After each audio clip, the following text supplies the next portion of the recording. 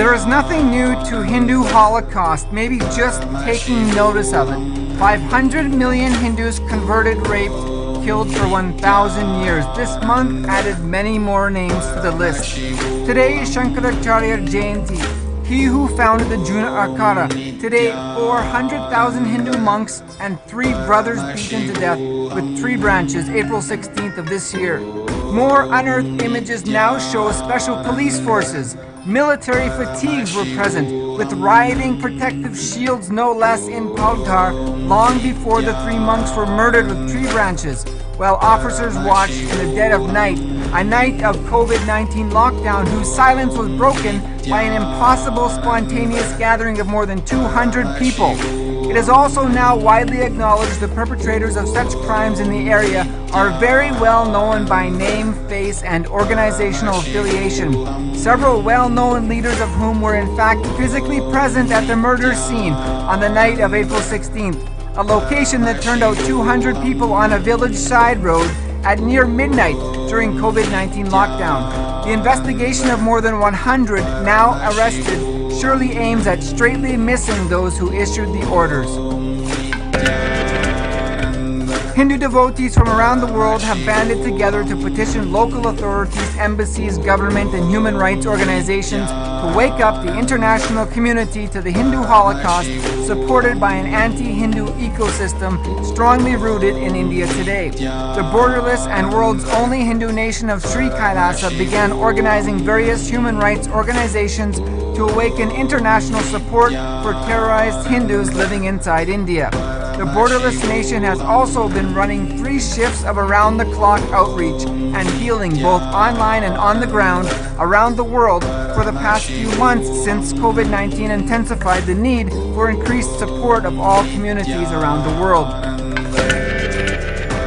The anti-Hindu Breaking India forces are well known for generations now and well before 1947 independence. Rajiv Malhotraji describes how the imposed narrative of a fragmented India prior to British arrival was birthed and implemented as a colonial structure. There was no record, for example, of any evidence of an Aryan invasion theory before the narrative was imposed during British occupation to further control the occupied population. This Breaking India, the project to show India as not a legitimate state, not unified, is a very old project. This was going on in early times, British times. The whole Aryan Dravidian divisive theory was born in the 1800s. I mean, if the Dravidians were truly a separate people, being so literate, being so prolific, they would have written about it themselves. They would have written about being oppressed by some North Indians, but nothing in the huge canon and the huge library of Tamil works from thousands of years, nothing is there which complains about these outsiders coming and invading us. And nor is there literature from the north saying that we went and invaded those guys. So this is entirely a new narrative built in the 1800s by British people. Max Miller was a German, but hired by the East India Company. He came up with the Aryan theory, and various British era missionary types built the Dravidian theory, and they started creating this divisiveness.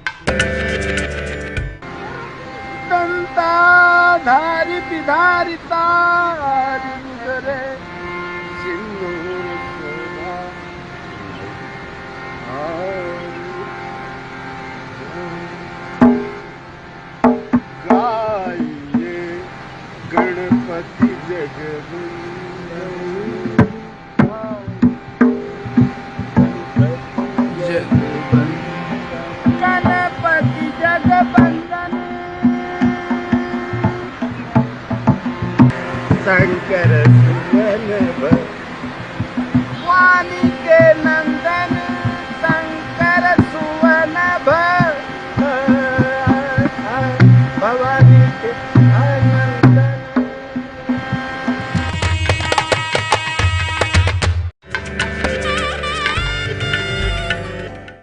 There is nothing new to Hindu Holocaust, maybe just taking notice of it. 500 million Hindus converted, raped, killed for 1,000 years. This month added many more names to the list. Today is Shankaracharya Jayanti, he who founded the Juna Akara. Today, 400,000 Hindu monks and 3 brothers beaten to death with tree branches April 16th of this year. More unearthed images now show special police forces. Military fatigues were present, with rioting protective shields no less in Palghar long before the 3 monks were murdered with tree branches, while officers watched in the dead of night, a night of COVID-19 lockdown whose silence was broken by an impossible spontaneous gathering of more than 200 people. It is also now widely acknowledged the perpetrators of such crimes in the area are very well known by name, face, and organizational affiliation, several well-known leaders of whom were in fact physically present at the murder scene on the night of April 16th, a location that turned out 200 people on a village side road at near midnight during COVID-19 lockdown. The investigation of more than 100 now arrested surely aims at straightly missing those who issued the orders.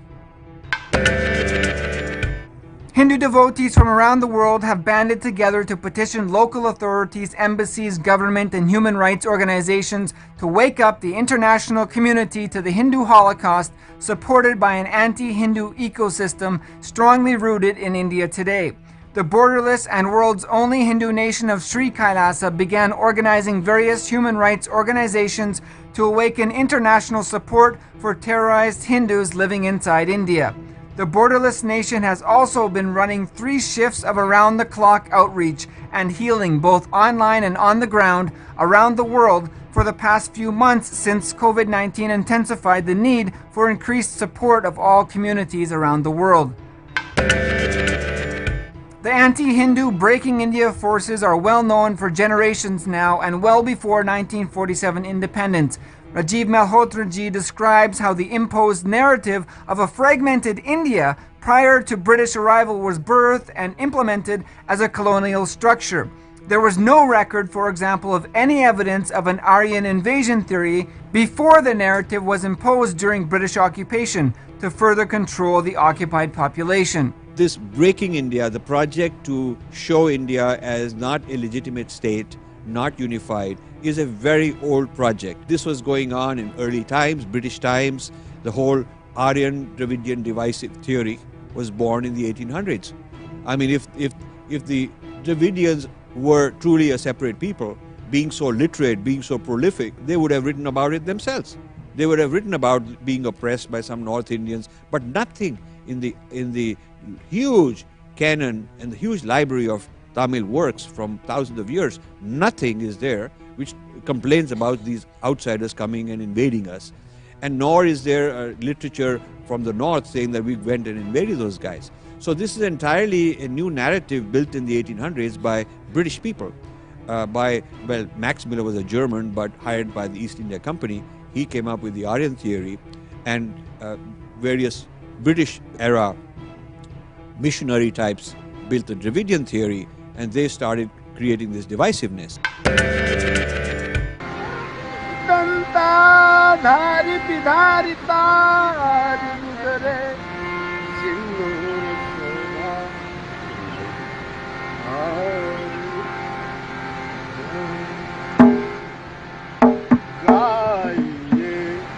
Ganpati जगबंदन Ganpati जगबंदन Shankar सुवन वाणी के नंदन शंकर सुवन भवानी के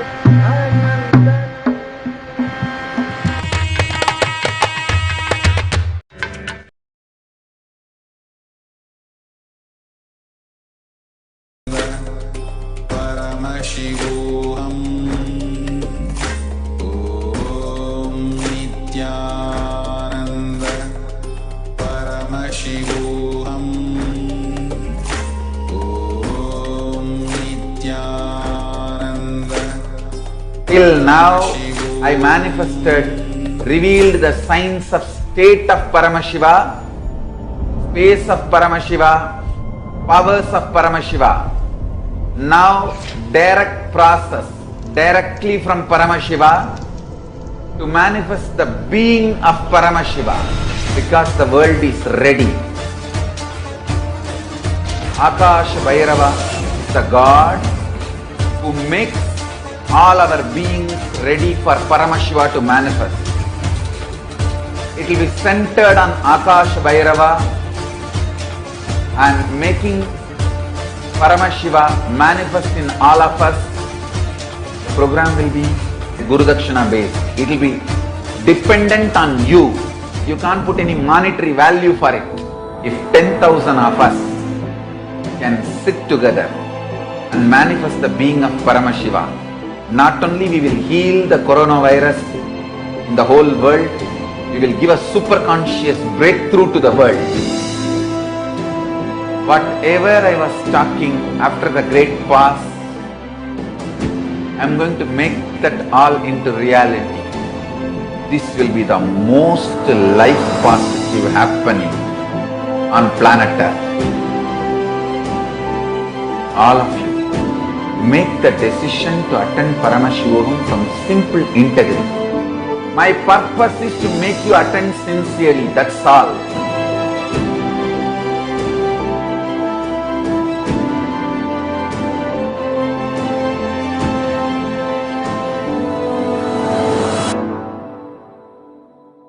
Till now, I manifested, revealed the signs of state of Paramashiva, space of Paramashiva, powers of Paramashiva. Now, direct process, directly from Paramashiva to manifest the being of Paramashiva, because the world is ready. Akash Bhairava, the God who makes all our beings ready for Paramashiva to manifest. It will be centered on Akash Bhairava and making Paramashiva manifest in all of us. The program will be Guru Dakshina based. It will be dependent on you. You can't put any monetary value for it. If 10,000 of us can sit together and manifest the being of Paramashiva, not only we will heal the coronavirus in the whole world, we will give a super conscious breakthrough to the world. Whatever I was talking after the great past, I am going to make that all into reality. This will be the most life positive happening on planet Earth. All of you, make the decision to attend Paramashivam from simple integrity. My purpose is to make you attend sincerely, that's all.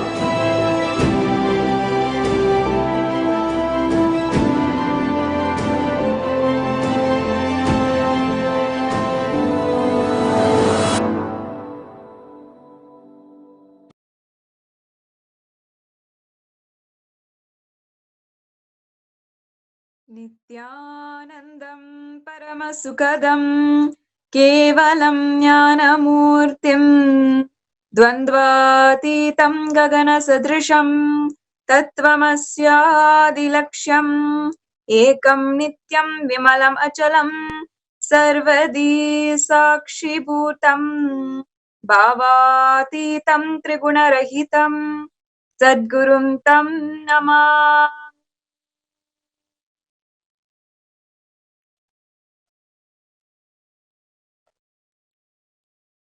I offer my humble pranam and obeisance to the divine lotus feet of the Supreme Pontiff of Hinduism, His Divine Holiness, Sri Nithyananda Paramashivam.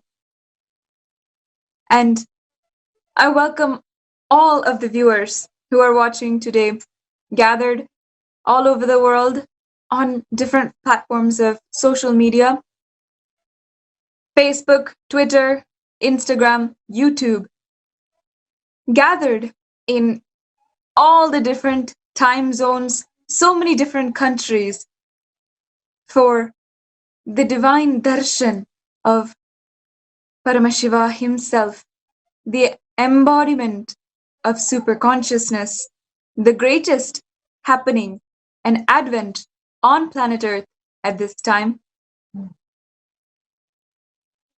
Every single day, as the sun rises in the east over India and starts to set in the west,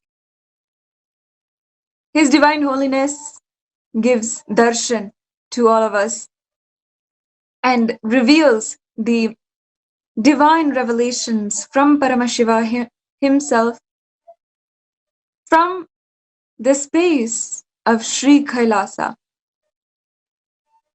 This is a moment, a time when millions all over the world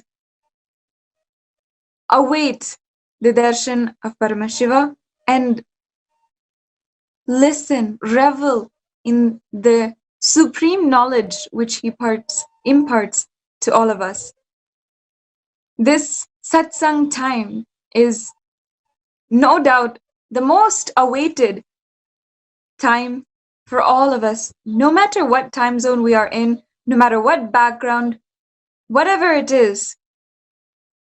For millions of us, we gather at this time in order to await darshan of Paramashiva and soak in the Jnanapada, the ultimate knowledge that there is available on planet Earth. I welcome all of you and all of the 2 billion Hindus on planet Earth for the divine supreme address by the Supreme Pontiff of Hinduism, the Mahasatsang that he delivers every single day. Whether we are about to go to rest for the day or getting up and starting a new day, at this time we all tune in like a natural clock inside of us and start to get excited for the first glimpse of Bhagavan for the day. I know that for all of my life, this has been the greatest moment that I look forward to every single day without fail. And for so many of us across the world, this is a similar sentiment. It is always so nice to see everybody sharing on Facebook, on Twitter, Instagram, in so many different places, how they reveled in today's satsang, in that day's satsang, how they shared the satsang, what kinds of clicks and knowledge, gifts that they got from that day's satsang every single day. And of course, how they were completely blessed, how they were so made so blissful when they saw the darshan of Paramashiva, and they share their experience on so many different platforms of social media. If you connect to this, if you have had this experience, I invite you to share the satsang now and spread the message of Sri Kailasa. Let more and more people understand and have this greatest experience that we have been blessed with, the divine happening of the avatar in our lives. Every day, His Divine Holiness has been addressing all of us, addressing the human experience, our fears, greed, emotions, anger, every single thing that we go through, and giving us a solution to transcend that and have the ultimate superconscious breakthrough. Let us now understand and replay, revisit what His Divine Holiness Swamiji revealed yesterday in the Mahasatsang.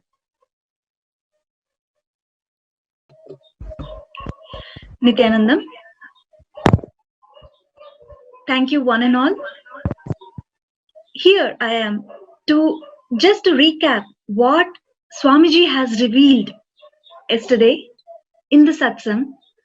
In the series of Stop the Hindu Holocaust, Swamiji has revealed the deeper truths, how a Hindu has to live what are all the cognitions, powerful cognitions one should have to live a powerful life. Yesterday, on the occasion of third day of Chittirai Brahmotsavam celebrations, Swamiji has blessed all of us with the peaceful, blissful life and manifest Paramashiva himself within us. Yesterday, Swamiji was actually talking about how the cosmic principles made the core of Hinduism, the core of Hindus. Every cosmic principle, when it is cognized in us and we start living it, we are grounded in cosmos. If someone understands how the cosmos moves, the whole cosmic logic, and is established in that the person is grounded in cosmos. We have seen few days ago the sadhus lynching video. The cheap demons who are killed the sadhus in Palghar may be successful in grabbing the land. After all, the whole conversion is only the tactics of grabbing more land and nations. Whether it is missionary militants or militant missionaries, it is all about grabbing land. It is a political strategy and cunning agenda. It has nothing to do with cosmic principles or enlightenment or spiritual rituals. On this context, Swamiji was very beautifully telling, in one of our Adinam, Tiruvannamalai Adinams, there was a snake appeared. And all of our Adinavasis are panicked and they were going here and there to protect themselves, or they have given a message to Swamiji saying what to do. We don't know what to do when the snake has come. And Swamiji has very clearly guided, unless the snake is gonna harm the kids, do not harm the snake. Just leave that snake as is and move away from the place for half an hour. It will just settle down. It will go on its way, on its way.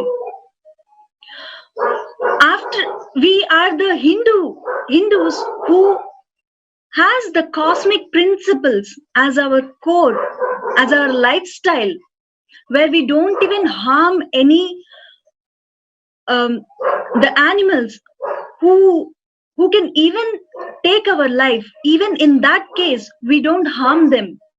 But here in the sadhus case, they're after all sadhus. They are the one who given their life to pour their energy to enrich the whole humanity with these cosmic principles.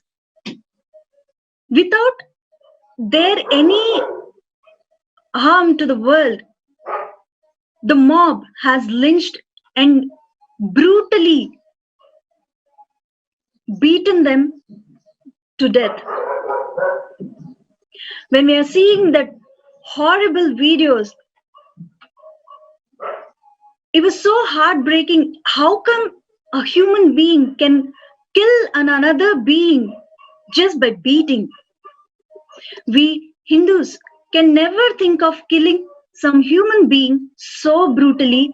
Ganging up and killing means all the 200 fellows who are there in that mob are thoroughly convinced that what they are doing is right. They do not even know who the innocent sadhus are. They only know the sadhus are wearing kavi and he is a Hindu sannyasi. These demons are able to gang up and kill so many demons living in a village. They are convinced about killing someone who does not even have a weapon in their hand. Now, lot more details are emerging out.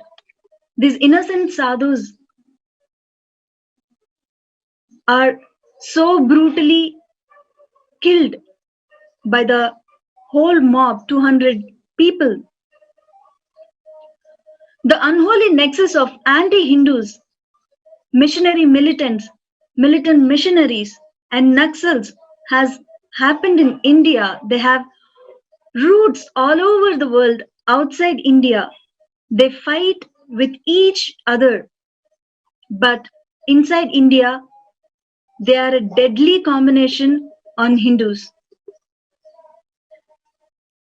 That is why Hindus are minority in India. If we are thinking Hindus are majority in India, we are completely deluded. And the so-called neo-Hindus, the anti-Brahmins, anti-Gurus, neo-Hindus, who are supposed to be very dharmic, they are really dangerous, not living up to the Hindu principles and claiming that they are Hindus. Just by this act, they are literally spreading the poison by being anti-Hindus and naming that they are Hindus. The whole lifestyle of our Hinduism is completely pushed to the drain. Those demons are cosmically orphans after they die. They were integrated to the land, but not to the cosmos. But we Hindus do not even kill an animal that can take away our own life. We may not have land, but we are grounded in cosmos. Let our priority be being integrated to the cosmic principles, be in truth with cosmic logic and cosmic principles. As long as we can live like this,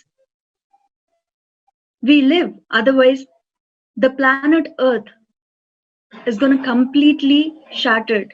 The day the Hindu principles were brought down, that is the day the whole humanity will come to an end. The non-violence, the ultimate cosmic principle, Bhagavan very beautifully says, Ahimsa Paramo Dharmaha, blissful coexistence. When these cosmic principles are cognized in our heart, the life positivity with which we live and radiate is the juice of humanity, salt of planet Earth, and the spice of existence and the sweetness of life. The anti-Hindu mafia thoroughly brainwashed the humanity, saying what we don't see with our physical eyes, we don't believe. And all this rebirth theory, who knows what happens after our death? And bunking the rebirth theory. In that case, if we see even the air, we can't see with our physical eyes. Does it mean it doesn't exist? We all use Wi-Fi. That also we don't see with our physical eyes. Does it mean it doesn't exist? It is stupid even to cognize something that which we don't see with our eyes is not existing. Anyone who studies reincarnation on the principle, this brain, his physical hardware expands and upgrades itself to the next level. When we are grounded on these cosmic principles of reincarnation, nothing creates panic in us. Fear becomes irrelevant. Nowadays, these two, fear and greed, has become a basic life, the undercurrent of life, or greed. In Hinduism, the concept of fear and greed was not at all there.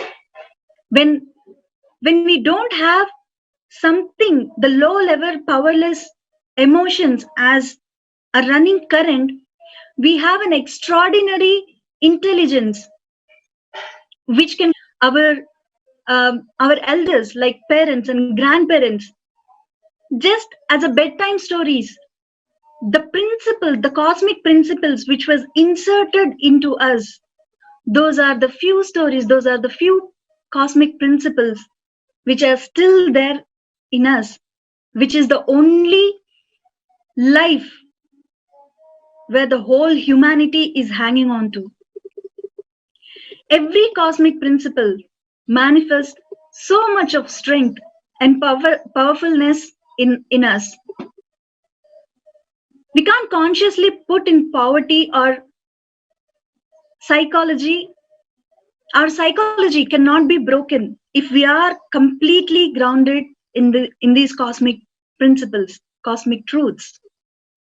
These anti-Guru neo-Hindus who can't cognize these cosmic principles and align their strategies and plans to the cosmic principles suffers as much as anti-Hindu gang. Intensely living the cosmic principles makes us grounded in cosmos. We lost all the 56 nations, 56 Hindu nations.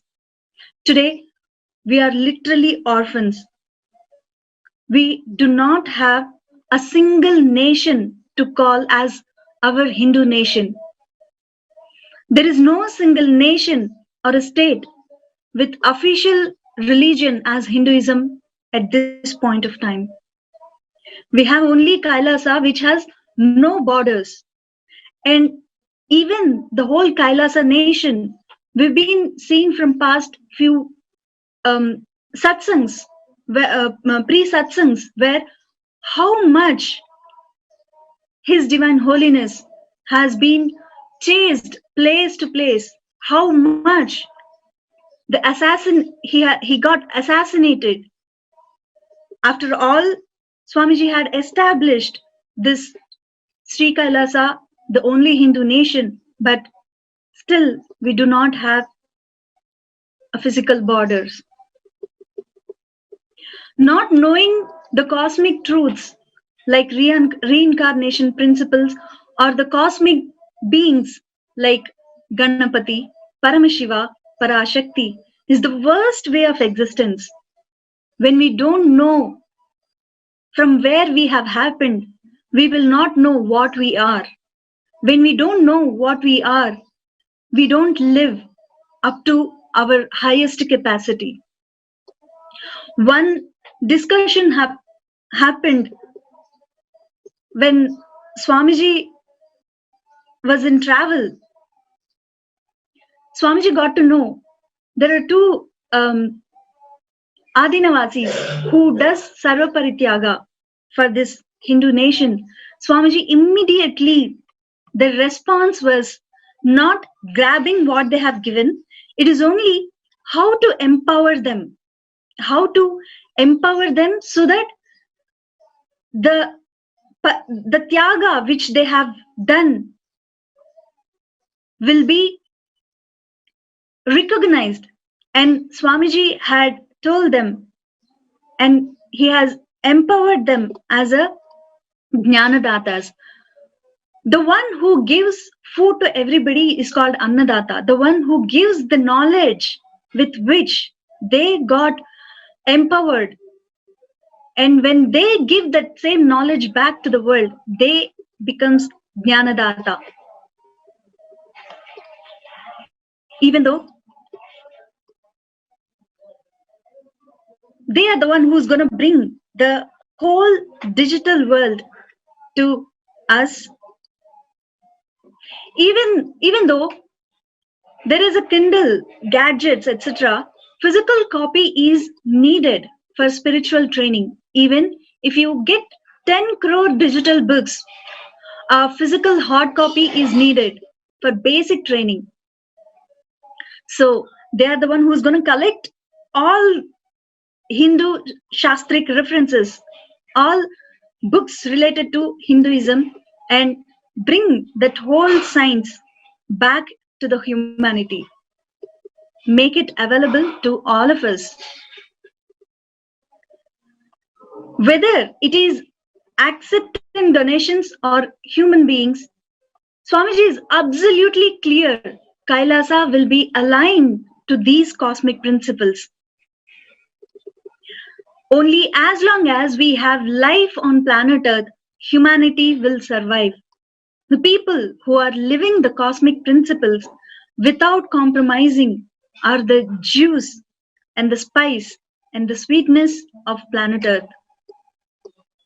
Human beings have started realizing this corona is teaching a big lesson to us. Do not get brainwashed by the anti-Hindu elements. Let us get all of us aligned to these cosmic logics, cosmic truths. And let us get aligned to these cosmic principles, which is the bestest way of existence.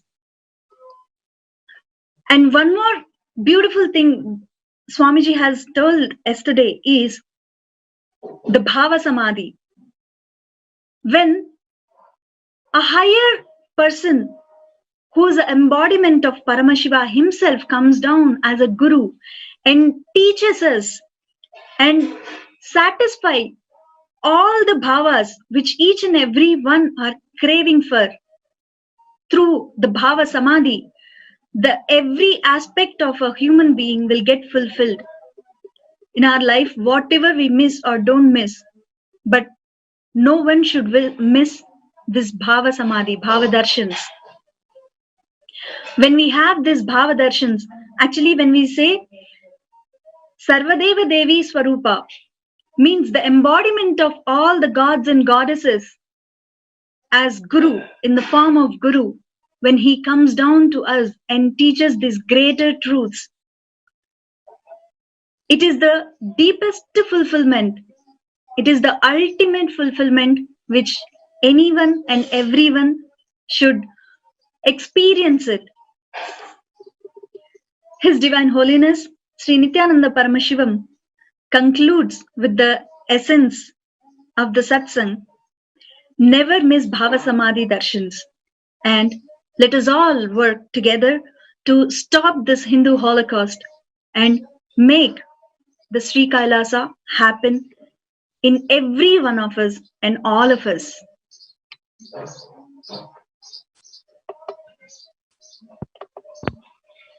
Yes.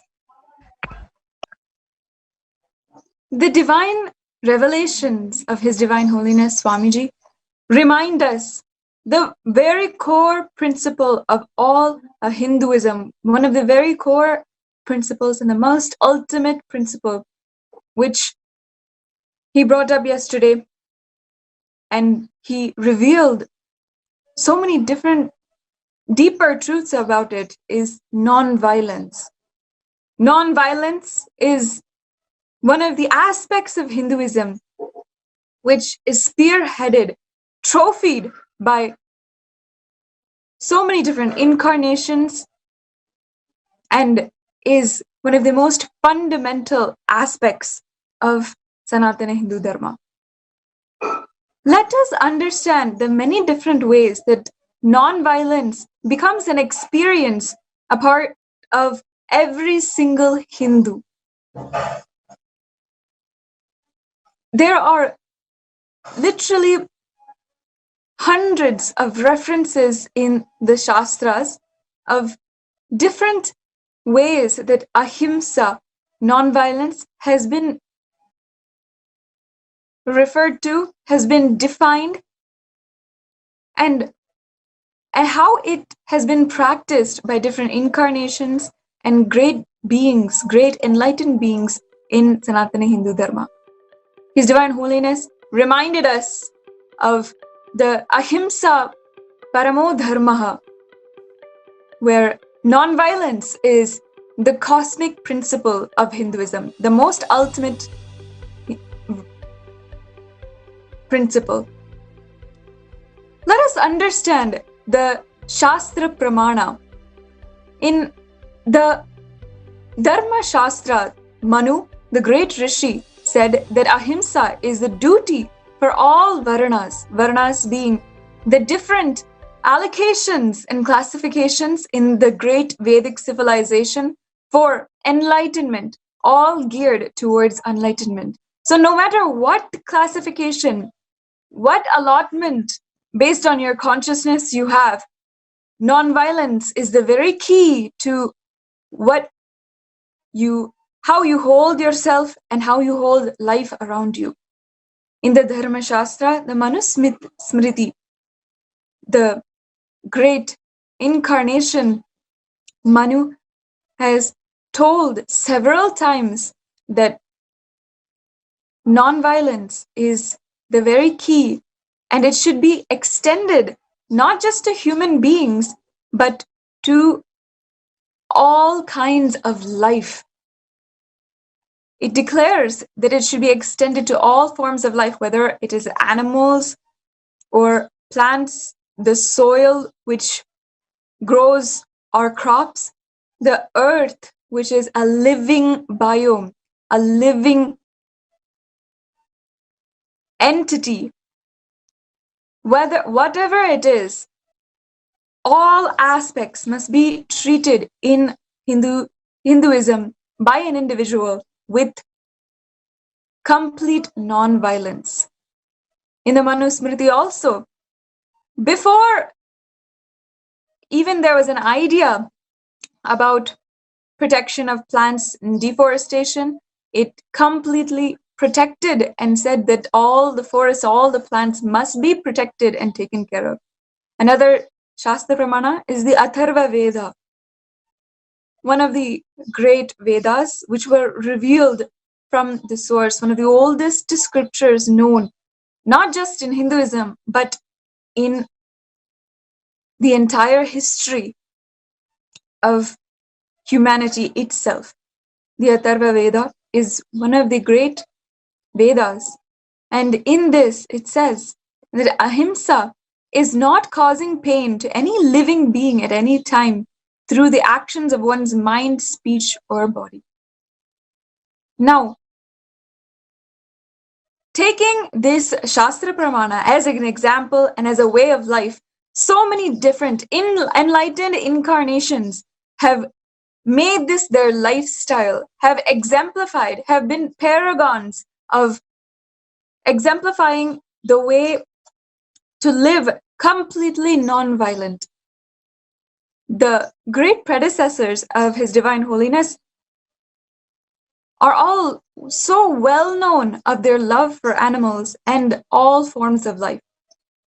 One of the most sweetest examples that His Divine Holiness remembers always is the great enlightened incarnation, Sri Ramana Maharshi, who was also from Tiruvannamalai and known from Tiruvannamalai, and his greatest contribution was making known his devotion for the sacred hill of Arunachala. He has said that the Sri Ramana Maharshi had always had a love for animals. He even had a pet dog, which he even taught his own disciples how to treat and be loving for it. He continuously taught the foundational principle of ahimsa and practiced it in his life, as you can see. This is a picture with all of Ramana Maharshi, Sri Ramana Maharshi's disciples, including a sweet baby cow whom he adored and brought up with loving and equal treatment, just like any other being. The truth is that incarnations can actually enlighten any being. So in the time that they are in the body, they take the opportunity to interact and enlighten all the beings, including all the animals. Even Bhagavan Sri Satyabhasai Baba, whom His Divine Holiness has seen, respected, revered as a great incarnation, has spoken tremendously on the topic of non-violence. And he is well known for his initiatives in protecting animals, in making veterinary treatment available for them, in having hospitals available for them, in having protection for them. These are both the Shastra and Apta Pramana,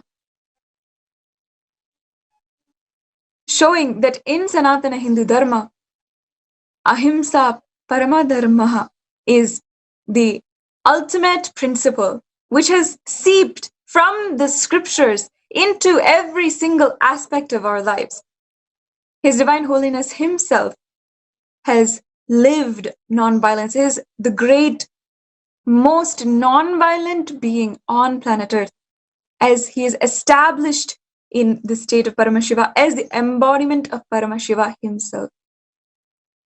He has narrated a beautiful incident from his own life, a beautiful Atma Pramana, which teaches us how non-violence is actually the inner space that we have.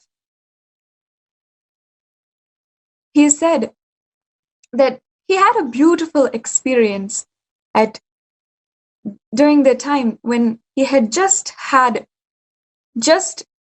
awakened from the first great pause, when a new intense energy of Paramashiva had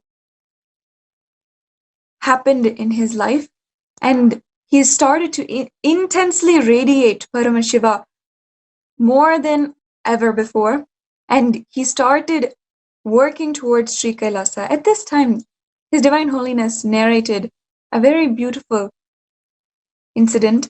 He said that he was just meditating and near a banyan tree, and a snake had suddenly come. How he reacted to this very large python, it shows the contrast between how all of us Adinavasis, human beings, had reacted when a huge python was there. Not even the size of what was in front of His Divine Holiness at that time, but how we reacted as opposed to how His Divine Holiness reacted in his life shows the stark contrast between human beings and an incarnation of Paramashiva himself.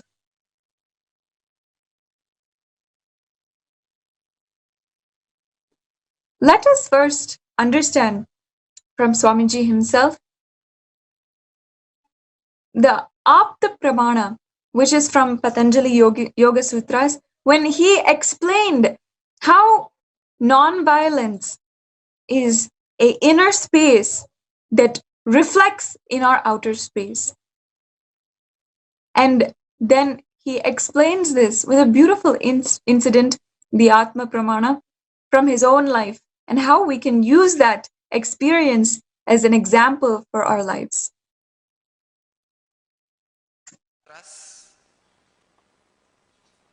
86th Sutra, in 2nd chapter, 35th verse.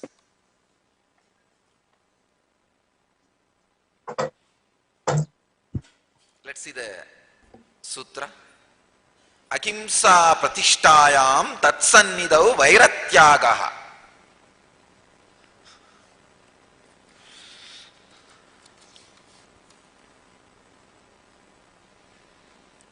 Vivekananda translates this sutra as, when the yogi is established in non-killing, in all enmities, cease in his presence.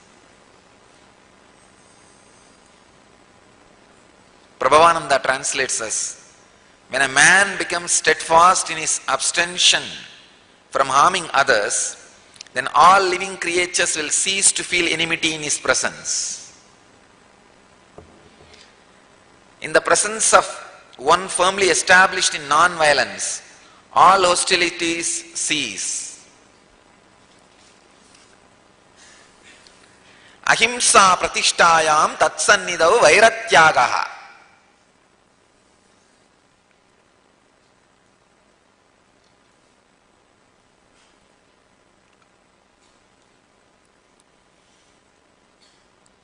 If somebody is established in ahimsa, non-violence, in his very presence, all the negativity, hostility will completely disappear. Please understand. Not only in non-violence, any idea, if you are established in it, means even your bio-memory has become that one truth. Your bio-memory has riped into the truth. Then in your presence, whoever is there will be experiencing the truth intensely. Please understand. I am not doing anything to radiate bliss. I am just living it. My bio-memory is intensely established in it. So naturally, whoever comes around, they feel it. In anything you are established, all the people who are in your presence are bound to feel that. Please understand. We are not islands as we think. No.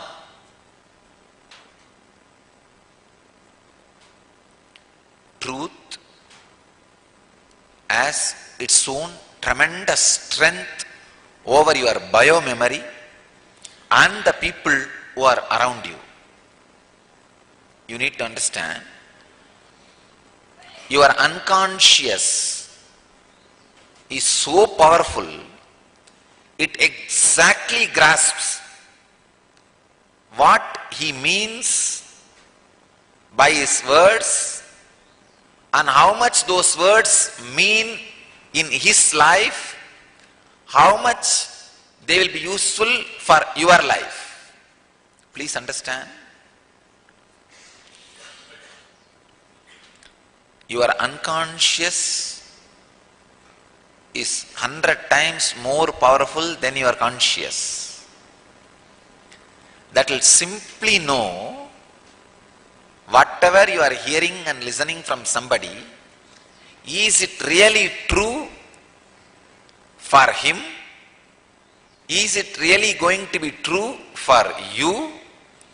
And is it really going to elevate your consciousness? Just see the fun. Look into your own mind. I can give you a simple analysis. Here I am sitting, only verbally saying something. I am just using only words, nothing else. But suddenly your whole being feels, pulsates, vibrates with the truth.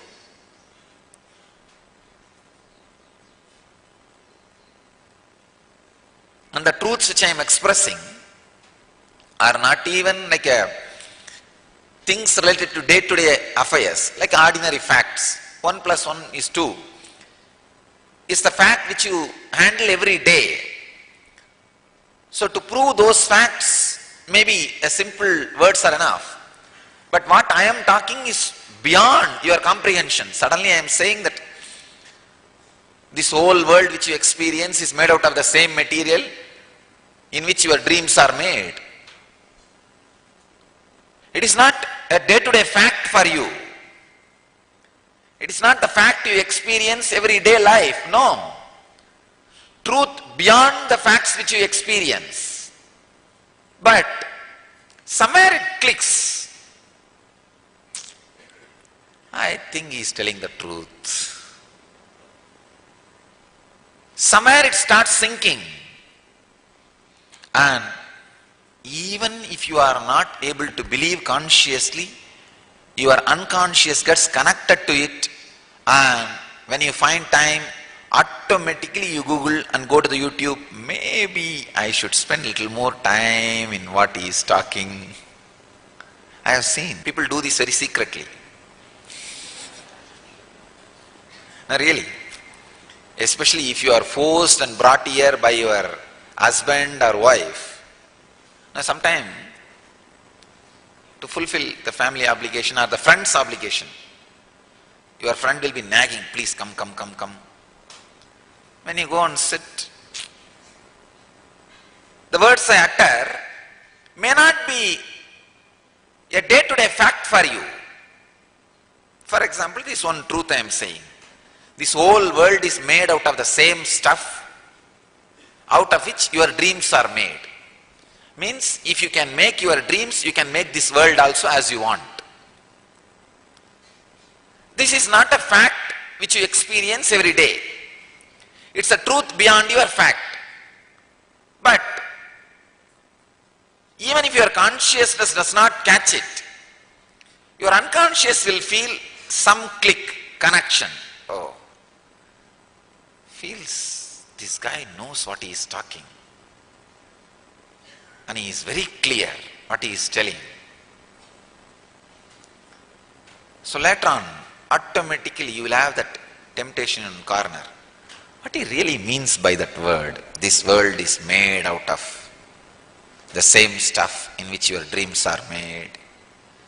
I came here just for healing, but this words looks true. You will start digging out. It is not the words, please understand. The words I am uttering has become my experience. When I utter these words, this whole world is made out of the same stuff in which the dreams are made. Not even 1 inch of my bio-memory, one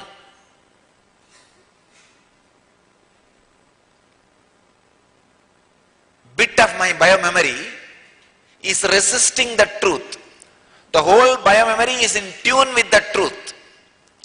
I am just completely expressing the experience, the honest, in-depth experience. So naturally what happens? That honest bio-memory has to touch you, has to be transmitted in your bio-memory, no other way.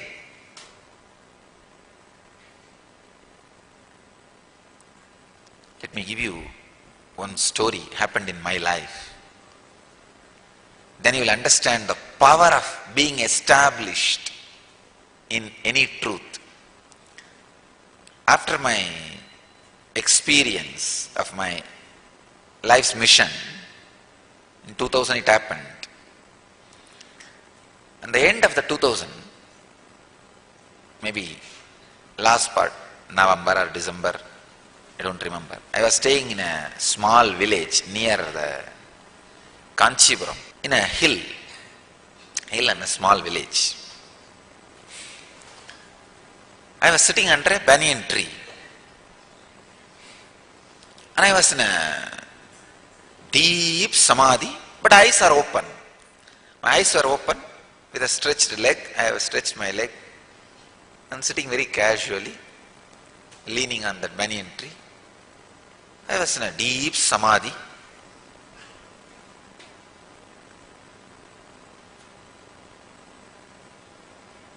Maybe for 1 hour. Throughout that 1 hour, a big, at least 7 to 8 feet cobra, poisonous cobra, was lying just almost touching my body. It was just lying next to me, completely in peace, completely in rest. Not exactly on my body, but touching my body.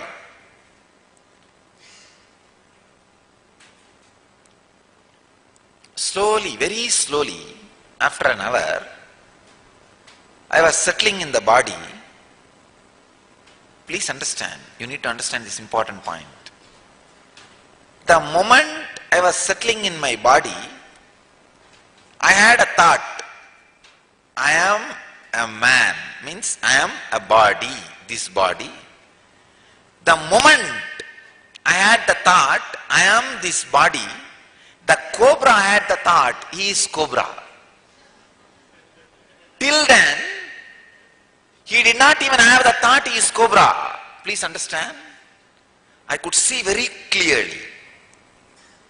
As long as I am not feeling I am a man, that guy was not feeling he was cobra.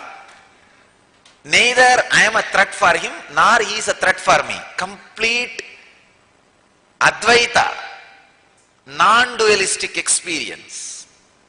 I was there in Samadhi and he was there in Samadhi. He did not feel threatened by me. He did not feel this is some other body. Please understand. If you are feeling threatened by somebody, be very clear, that person also feels threatened by you. It is a basic nature. If you want to be rid of your enemy, somehow send him a message, Abhayam, I won't hurt you, don't worry. Because everybody is here to protect themselves, not to hurt others. Understand, it's a basic law. I am established in ahimsa. Abhayam sarvabhudebhyo. Any moment anybody want to correct and continue with their life, I'll be the first person to say, Tadastu, so it be blissful. I am established in ahimsa. Please understand, I am telling you exactly. The moment I felt I am the body, the snake felt he is snake. I could see very clearly. My body slowly moved out, means I am trying to move my body,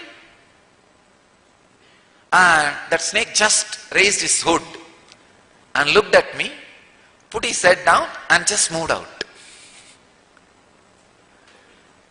Only when I had an idea I am body, the snake had an idea he is snake. So when I felt I should move my body out, he felt he should move his body out. Anyhow, after all I was in Samadhi, so he did not feel I am a threat and I did not feel he is a threat, so there was no fight. But even this separation may be a threat or may not be threat, but it is separate. The moment I felt the separation, he felt the separation. When there is a separation, there can't be any friendliness. I don't want to hurt him. Because I don't want to hurt him, he doesn't want to hurt me. But let me go on when I decided, let me go with my life, he decided, let me go with my life. Please understand, this whole world is mirror. Context. How you respond to any context, same way the context responds to you. I am telling you, context is not a dead word. It is a living, independent intelligence. You always think egoistically, you are the only living mechanism. The context around you is a dead matter. No.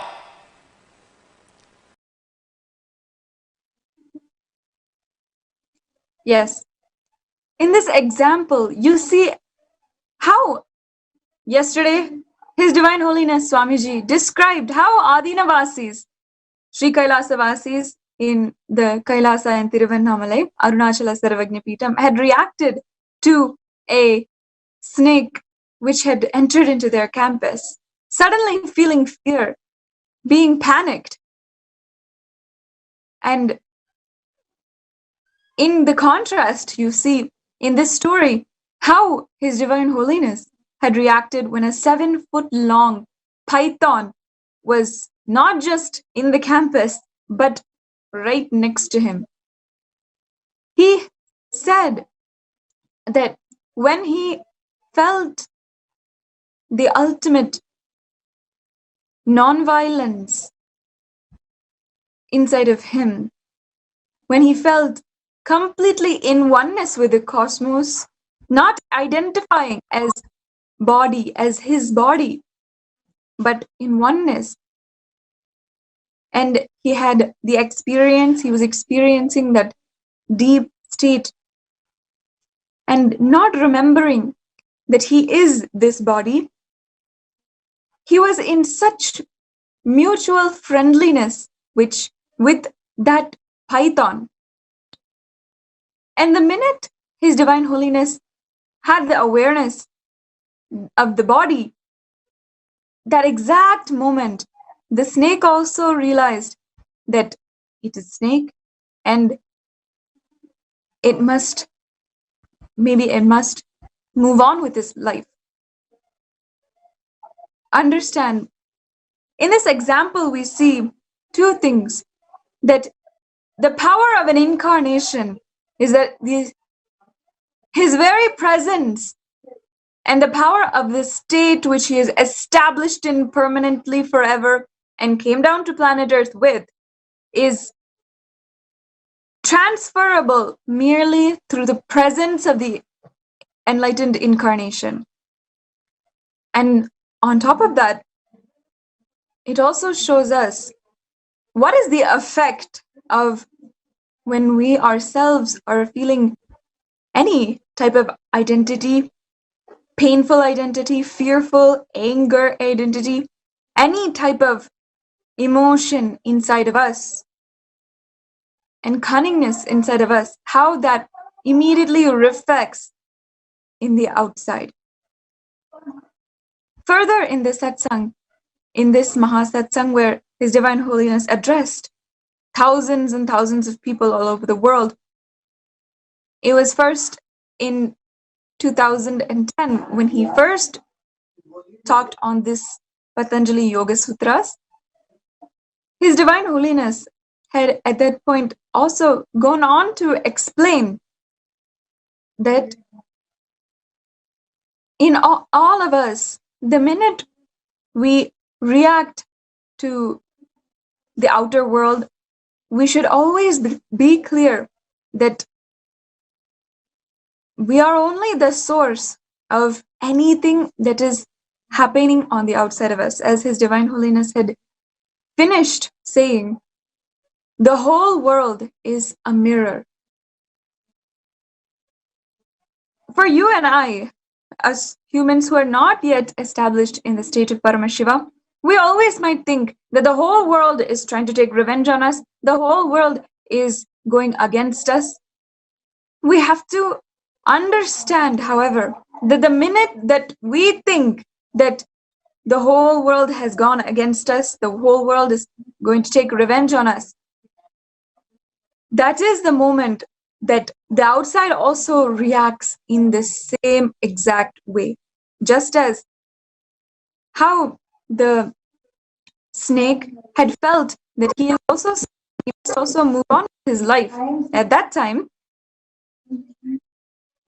we must understand that the same thing applies in our own lives. That the minute if we think, oh, they're going against me, they must be angry with me, or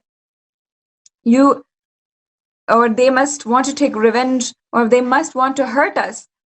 Many of us have these similar thoughts in our daily lives.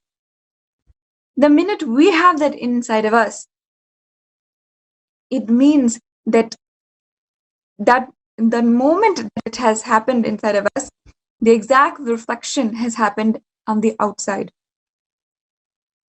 This can be used as a powerful cognition for all of us, inspiring us, teaching us that if we are established more and more inside of us in the state of Paramashiva, in absolute oneness with everything around us and with the cosmic principles, that we are immortal, that we are consciousness, if we continuously are established in these principles, the whole world will react in the same way to us. This is the very exact way that we see His Divine Holiness is reacting to so many people who are continuously abusing, continuously throwing their hatred at Him. Even if the world is showing in any such way, any kind of hatred, anger, violence, because of His state inside of Him, continuously pure and continuously established in the state that ahimsa, the non-violence, because of that, nothing is able to shake him. Continuously, His Divine Holiness has shown that He has made what He has declared happen. Whether it is the powers that he has manifested in millions of people across the world, or the nation of Sri Kailasa, which His Divine Holiness has revived from the ancient civilization. In this Atma Pramana, His Divine Holiness reminds us that He is the ultimate possibility for all of us. I request the NTV team to just project a few of the photos from that time. This is the time when His Divine Holiness had had that very experience when the python was next, and he experienced that ultimate state of oneness inside of him and saw how the snake itself also felt extreme bliss, extreme oneness, pleasantness, and did not feel any kind of separation, any kind of threat in the body of His Divine Holiness. This was actually in the time when His Divine Holiness had just had the great pause in Omkareshwar, in the city of Omkareshwar. His Divine Holiness was staying there for quite some time in deep meditative state, seeking continuously inside of him and seeing what the world needed for him, waiting for the next manifestation to happen through him. It is this time that he had that realization and started manifesting Sri Kailasa for all of us. From that day, it is his non-violence that continuously attracts so many millions of people. That state that he is in continuously, that is what is the grace that emits from the light of his body.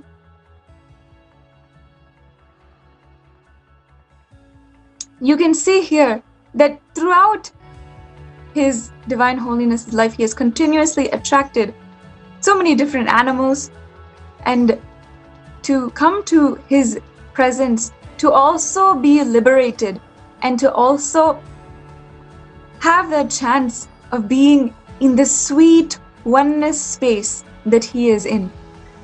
Just like that snake that experienced so much of pleasantness, oneness, bliss at that time when His Divine Holiness had that experience, all of these animals, and including us human beings, when we have the initiation from His Divine Holiness, all of us feel that very same space of bliss, of coexistence, of ultimate oneness. It is the most beautiful experience. And we see it just through his smile today, after the second great pause that has happened recently in 2019. It is happening in such a intense, more powerful way that thousands of people are able to experience that same state which His Divine Holiness is established in, are able to have the glimpse of that state just through a glimpse of him on the online video conferencing. The whole Paramashivam program that His Divine Holiness is offering now is the next super conscious breakthrough that he has offered to the world. Over the last 32 days and counting now, as it is the third batch of Paramashivam level 2 happening, it's been so amazing to see the amount of transformation which is happening, how Sri Kailasa is being revived in each person. They have been experiencing breakthroughs to the next level. And especially during this time of coronavirus, it is not a joke to sustain so much of life positivity for thousands of people all over the world. I encourage all of the viewers now who are watching, if you have heard about this program, you might have seen a Facebook post. You might have heard His Divine Holiness himself speaking about Paramashivoham level 2. You might have seen a fellow disciple sharing about Paramashivoham level 2. It is not a coincidence that you are watching this. I encourage any of the viewers who have not yet signed up and participated completely in this program to start now and register for the program.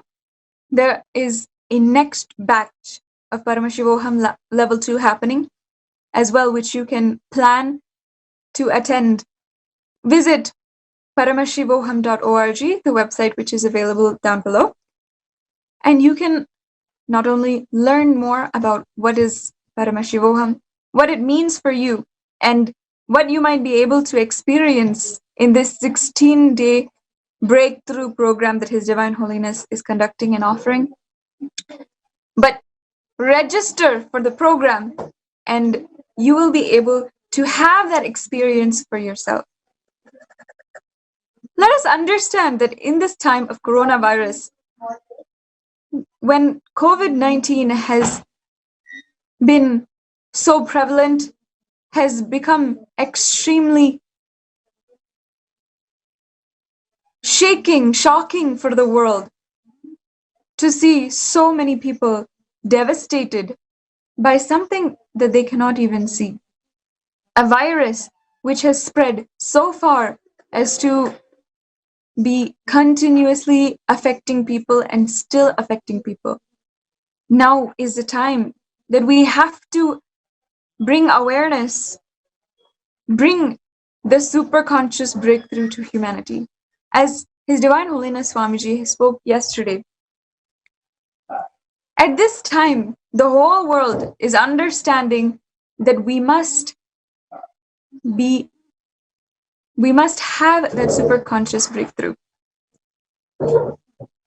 At this time, where so many people across the world are affected by the economic crisis which is happening because of the global lockdown,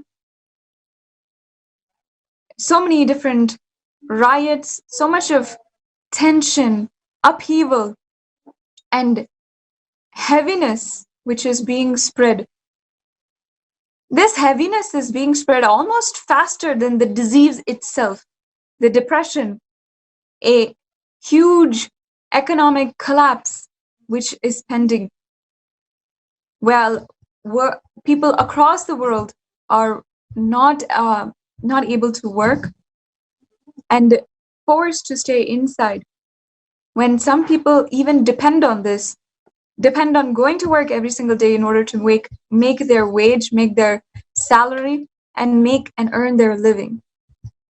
Across the world, many people are falling into so much of famine, starvation due to this global lockdown. And the most disheartening thing is that the people are not able to help them and are not able to assist at this time. But His Divine Holiness, not only has He offered this superconscious breakthrough to the whole humanity through the Paramashivoham Level 2 program, but He has offered to the world through His ashrams, through all of the adinams, all of the kailasas which He has established all over the world.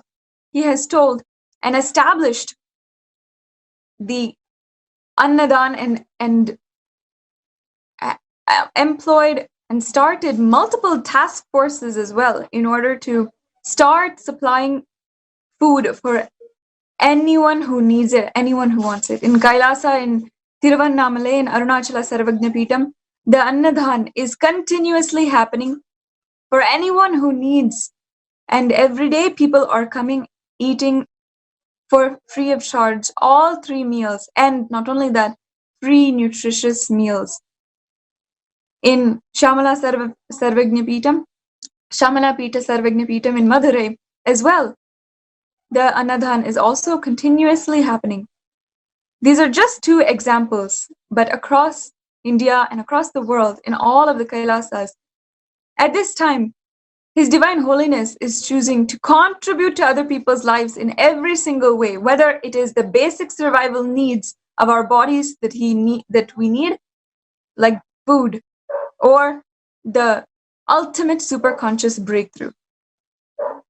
Let's now just watch a short sharing from a Paramashivam participant on the benefits and how they experienced a next level breakthrough in Paramashivam.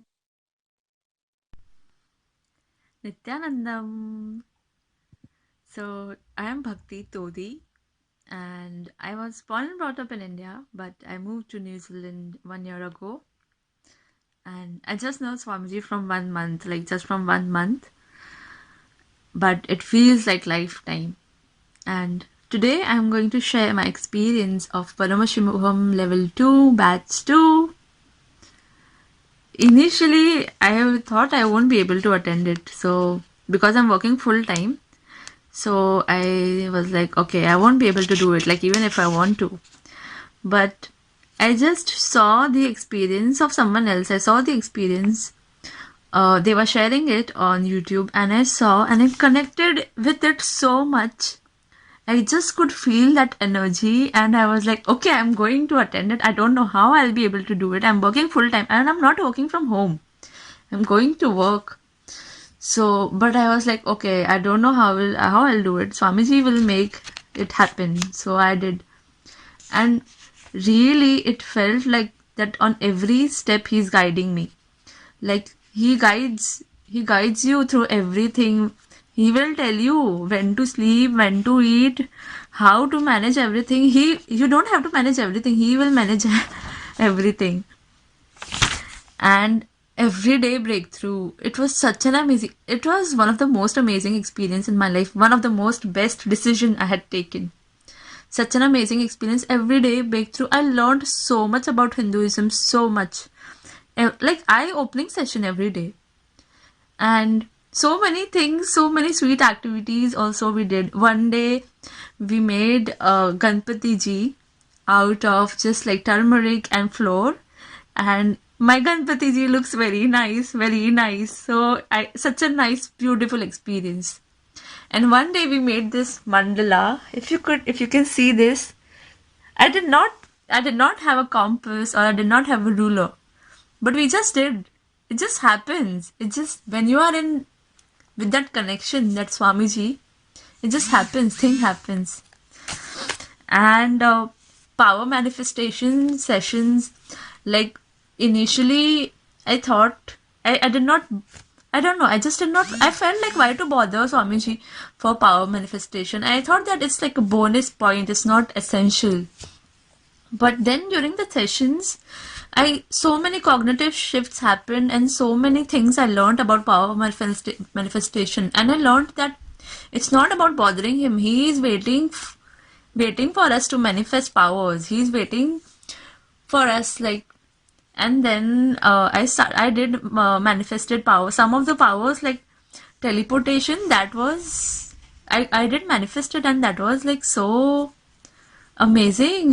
I did not knew that I will be able to do it. It was really eye opening, and I can share pictures if you're like. I had shared a picture on the Facebook also about my power manifestation of teleportation. Also, another amazing experience for me was the fire one. So in which your hand is close to the fire, and at one point you are in such a oneness with the fire that you cannot feel the heat as if it is burning you. And I have the video. I literally felt that the fire, it's not burning me, and I took my hand so close to the fire, and I could feel that my fire is just like coming inside my body. Like it's just coming like this inside, and it was such an amazing experience. Also that day I could see Arunachala hill and the fire. So many magical things happening here and there. Every moment is a magical moment. And I know, so the first thought which comes into our mind is like, we are working or we have other things to do. There are so many things to do for everyone. Something or other is there. But when you decide that you want to do it and you just have to say yes, then things fall in place. So very amazing experience. I would really recommend, highly recommended for everyone. Yes, that's my experience. Thank you, Nithyanandam. Till now, I manifested, revealed the signs of state of Paramashiva, space of Paramashiva, powers of Paramashiva.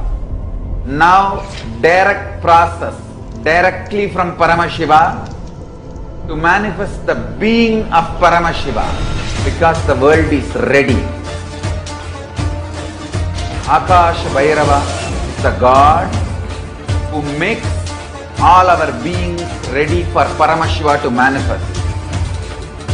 It will be centered on Akash Bhairava and making Paramashiva manifest in all of us. The program will be Guru Dakshina based. It will be dependent on you. You can't put any monetary value for it. If 10,000 of us can sit together and manifest the being of Paramashiva, not only we will heal the coronavirus in the whole world, we will give a super conscious breakthrough to the world. Whatever I was talking after the great past, I am going to make that all into reality. This will be the most life positive happening on planet Earth. All of you, make the decision to attend Paramashivam from simple integrity. My purpose is to make you attend sincerely, that's all.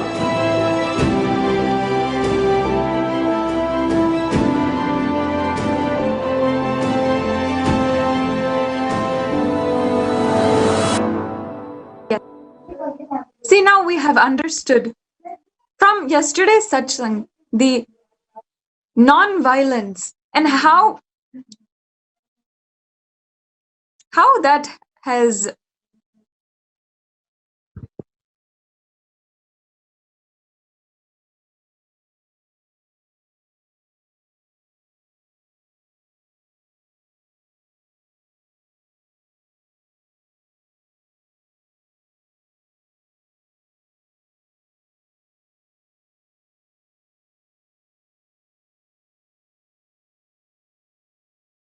yes, completing for the technical problems. Until now, as His Divine Holiness revealed yesterday, that non-violence is the ultimate cosmic principle. We have understood how in Sanatana Hindu Dharma that from the Shastra Pramana, in the Manusmriti, in the Atharva Veda and Upanishad, and then how the great incarnations have practiced, exemplified the non-violence in their own lives and began so many initiatives in order to bring that to the mass, bring that experience of non-violence inside of us to so many thousands of people. Then we understood the Atma Pramana, how in His Divine Holiness's life, he himself, being the incarnation of Paramashiva himself, has continuously expressed this state of non-violence, ahimsa. Now, let us understand how His Divine Holiness has made that very thing, that very cosmic principle, into a experience, a Sakshi Pramana for so many people all over the world in so many different ways. There are so many ways where His Divine Holiness has exemplified the non-violence in the very lifestyle of Sri Kailasavasis. From goshalas and establishing animal husbandries to globally advocating vegetarianism, to practicing and teaching the ultimate lifestyle of being organic, having an organic lifestyle, and continuously expressing the love for all beings around, and establishing yourself in the completion state for not just human beings, not just human level, but to all beings and to all ways, whether it is speech, thoughts, or your very attitude towards the outside, the life. His Divine Holiness has revived the tradition of having animal husbandries or goshala. He envisioned for Sri Kailasa hundreds of cows and different animals staying in the Sri Kailasa, not only in Adi Kailash, but in many places all over India and soon to be in all over the world. Why Goshala is important? Why is it such a big aspect in Hinduism that all kinds of groups, not just singular people, not just people who are looking for milk, but large Hindu organizations and groups have taken up Hindu Goshala? In our Shastra, the cow is seen as mother. In the Kamikagama, the Gomata is referred to as mother. Mata is what Sanskrit for mother. Why?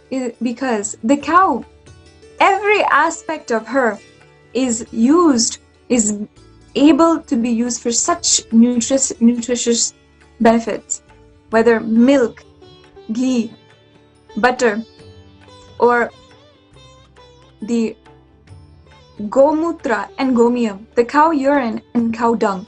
Even the cow urine and cow dung have medicinal purposes. The cow dung is used for the enrichment of the soil for the crops, and gomiyam is also used for medicinal purposes, is even considered to be like drinking gold, like drinking nectar, because of its medicinal purposes. In the Agamas, it is told.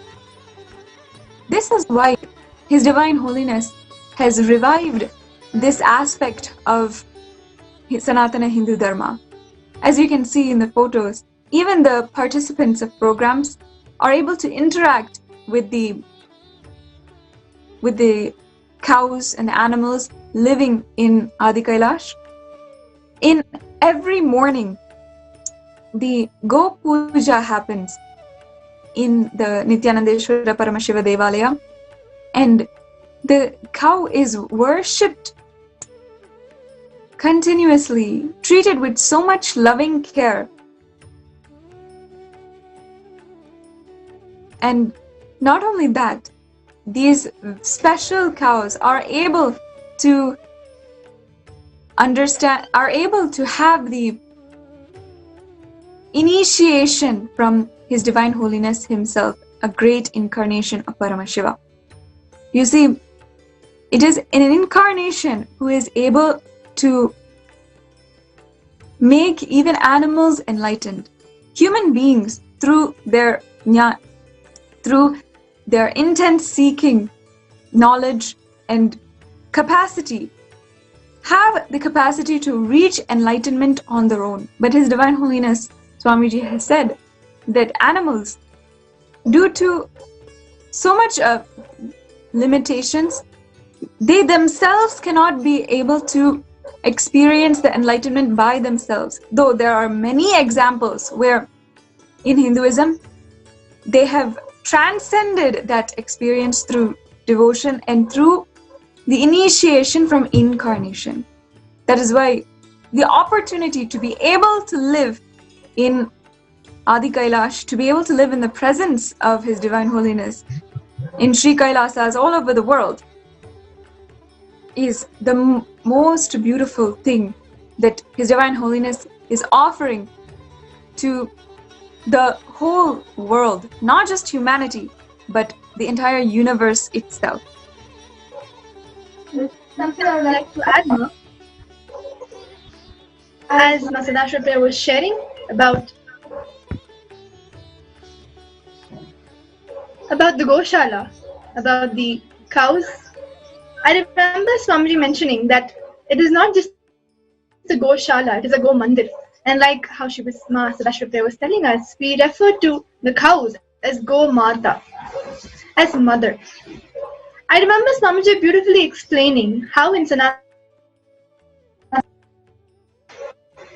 I cannot say object, but these three aspects which we relate to lives.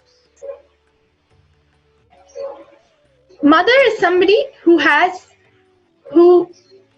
makes everything available for us, who has everything that we need. As a young born child, you do not need anything else beyond your mother. That is all. She has everything, all the nutrients, all the care, all the love, everything that you need. Similarly, when you relate to the Gomata,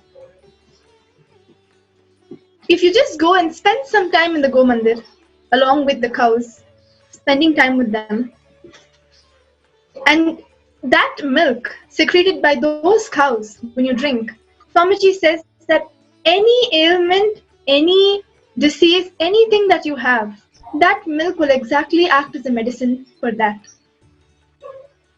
You may be surprised as to how this works.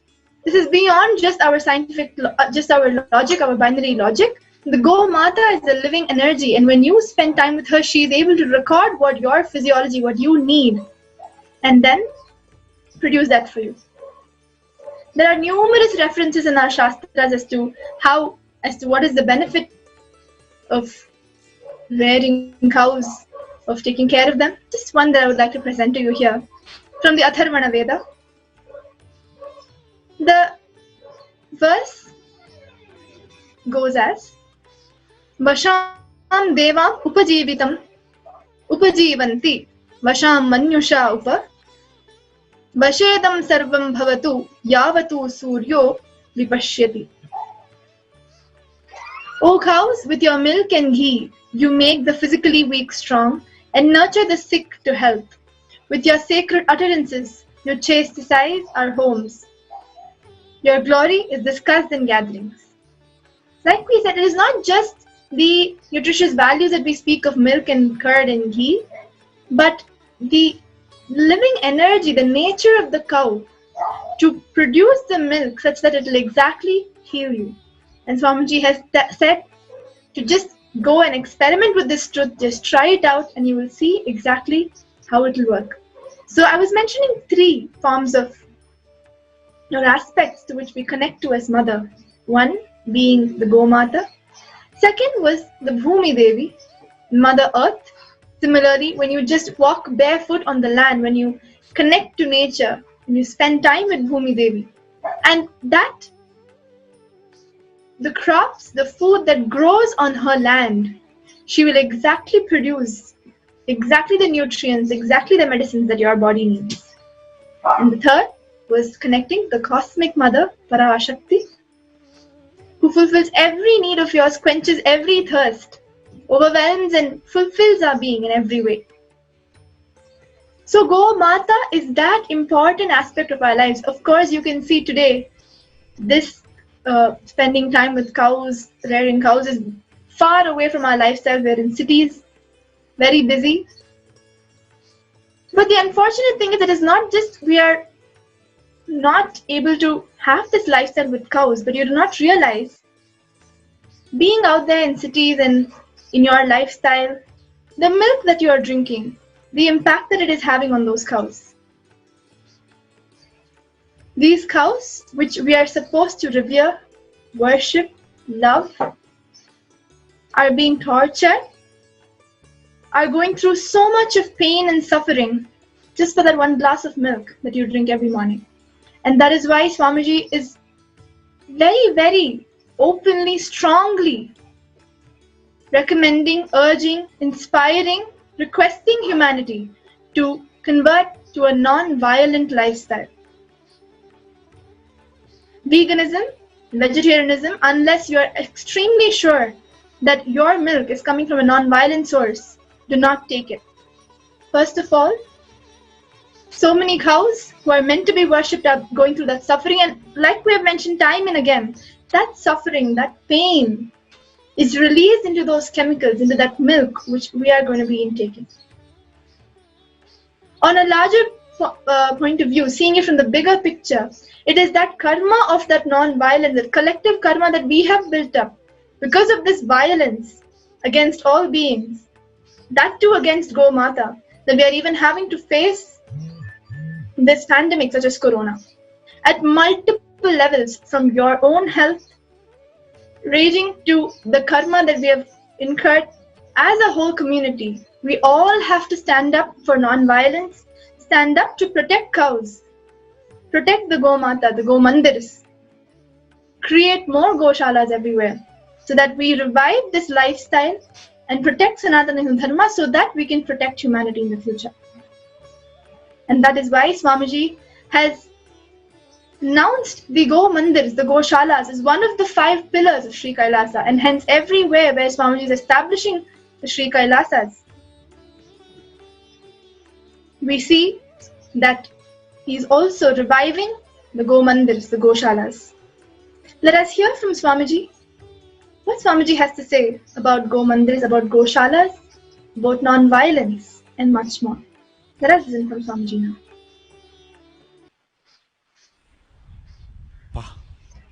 The worst enemies of the Hindu culture, worst enemies of the humanity is this Indian liberal, secular. Actually, all the anti-national forces hide themselves in the name of liberal, secular. Cow worship is a direct spiritual practice.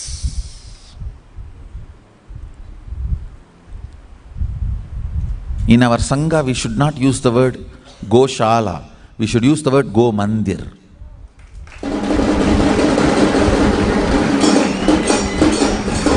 It's a temple. Understand? It's not joke when our Shastras declare all the gods and goddesses reside in the cows. It's not joke. If you just take care of them and attend to them, deity worship, doing alankara to deities and taking care of the cows. Only if you practice, you will understand the kind of inner space they manifest. I have decided we are going to have world's largest ahimsa based Goshala.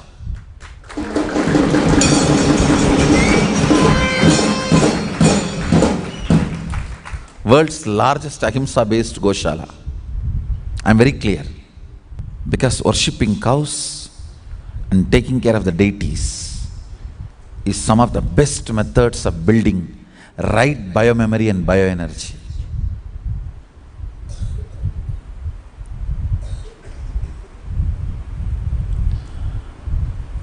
These two acts bring certain heart and visualization based Shaktipada, much better than verbalization. Much better than verbalization. Of course, I will not say this is ultimate. I will not say this is the ultimate, but surely much, much better. Vatavarana. If you are feeling stuck, that you are not able to manifest the next level powers, take care of the cows and do the deity alankara. All the campuses of our Sangha and all our university campuses should have these two, temple and Goshala. Even the international campus outside India, you should start working to get a legal permit, at least to have few cows. And it should be desi cows. It should be desi cows.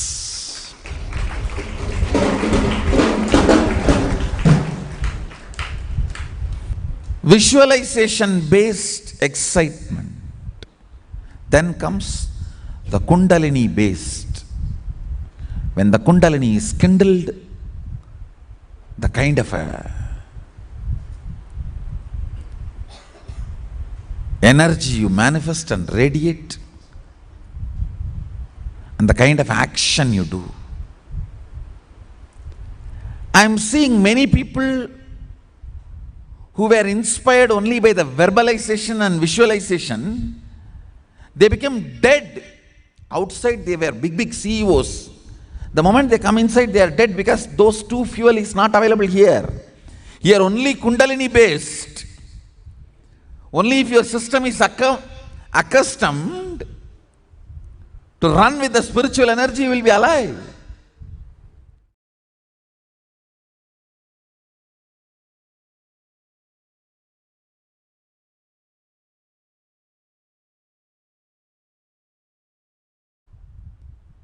Only if you are living in an artificial place, all this mosquito, all that will come. Otherwise, the Goshala is the most hygienic, healthy place. If there are mosquitoes, any other thing, then something is seriously wrong. Means we are not following the tradition. Either the place is not cleaned as per the tradition, or the food is not as per the tradition.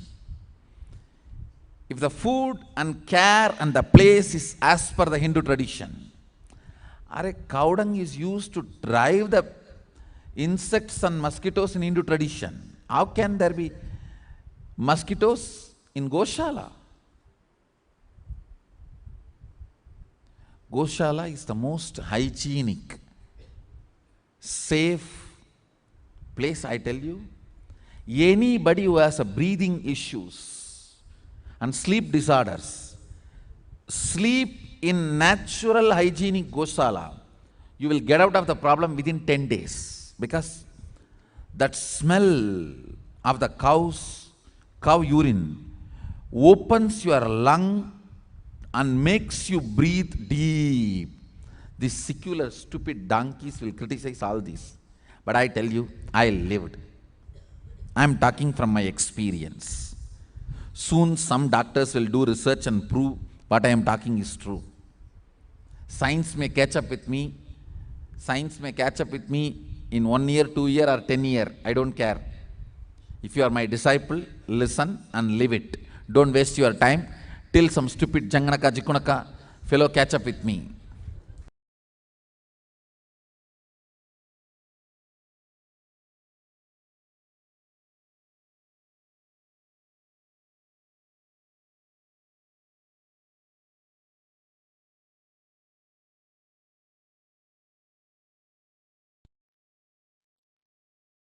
As His Divine Holiness Swamiji has revealed to us just now, the Gomata has such a powerful biomemory that just taking care, touching, interacting with the Gomata, the cows, heals us of all of our inner violence and ultimately helps us transcend all of our humanly experiences and patterns and have a superconscious belief. And ultimately, because of this very reason, that is why the peaceful coexistence, blissful coexistence is so heavily emphasized in Sanatana Hindu Dharma. In society nowadays, as Majaya has explained to us, the We have continuously seen how we are continuously being separated from nature. Continuously, cities are just concrete jungle where not a tree is in sight. And you cannot even find any kind of relief from that busy work lifestyle. Continuously in our day-to-day lives, we are separating ourselves from the natural way. And in turn, we're making the fear, anger, depression patterns inside of us even more engraved. It is this reason why we need the solutions from Sanatana to transcend ultimately where we are headed. His Divine Holiness has even promised humanity in yesterday's satsang and also many times over the last few years that he has brought down the science of how to make animals talk, how to make cows speak Sanskrit and Tamil, and how to even make monkeys, dogs, different animals talk language, and we are able to communicate with them. This is a power and science that he has brought back from the ancient Vedic civilization, and he has brought it now, revived it so that we can enjoy it and we can see for the first time after eons, interact with animals, and ultimately all of the animals themselves attain a super conscious breakthrough and contribute to the super conscious breakthrough of the entire universe. His Divine Holiness has explained this in a satsang in 2017, how the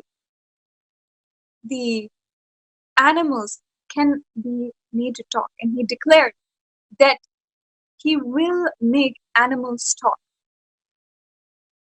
The truth of the matter is that unfortunately humanity showed that it is not yet ready for this time. Just within a few days of His Divine Holiness Swamiji revealing this science of making animals talk, giving them the superconscious breakthrough which he has never denied and Sanatana Hindu Dharma continuously gives. Within days of this, so many trolls, so many videos were released completely slandering this idea, this declaration which His Divine Holiness made. With their entirely abusive binary logic, the trolls had directly attacked one of the most fundamental principles of Hinduism. And it's not just in this scenario, it's not just the idea that animals can be made to talk, it's not just a super conscious power, but it is a detesting, disgusting quality that these trolls have to assert their superiority over animals. Because His Divine Holiness is revealing this and he is announcing the next superconscious breakthrough, these trolls have to show this ugly side and completely delegitimize, slander, abuse a fundamental Hindu principle. Continuously, in so many different ways, the different contributions of His Divine Holiness Swamiji, which he has revived, and the fundamental cosmic principles of Sanatana Hindu Dharma, these trolls have continuously generated slanderous abuse, populated social media with the kinds of memes, YouTube videos, where the Hindu principles are being directly attacked. we must understand that it is not just here about the Supreme Pontiff of Hinduism. It's not just about human being, but an entire civilization at risk. Let us understand in this specific scenario what His Divine Holiness had announced when he said that he would make animals talk, and how they were completely delegitimizing that and abusing the Hinduism, the principles of Hinduism.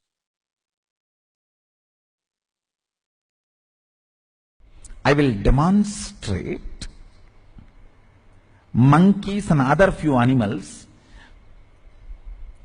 which do not have many of the internal organs we all have. By initiating them into superconscious breakthrough, they will grow these organs, and I will establish it, prove it through a scientific medical tests and researches.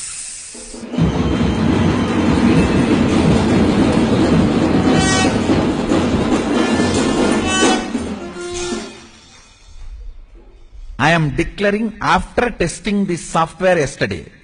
Yesterday actually I casually tested this software. It was perfectly working. It was perfectly working.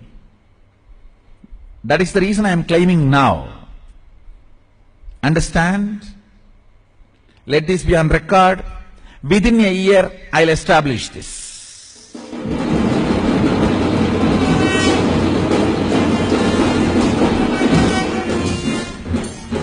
I will develop a proper phonetic, linguistic, capable vocal cord for monkeys.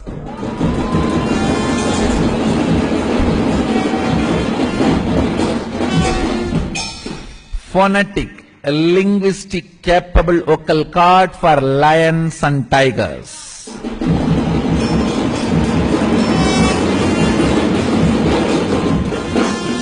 We are going to have bulls and cows which will talk to you very clearly, legitimately in Sanskrit and Tamil.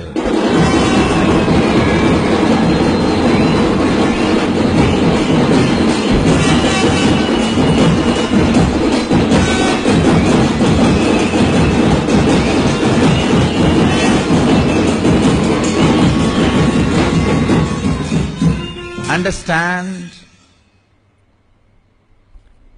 It is going to be a large-scale, superconscious zoo laboratory where many of the animals have extraordinary possibilities, still they have not lost it.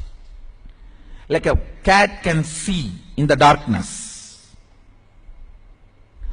Those capabilities, plus their third eye awakened, they will evolve one of the best eyes and retinas.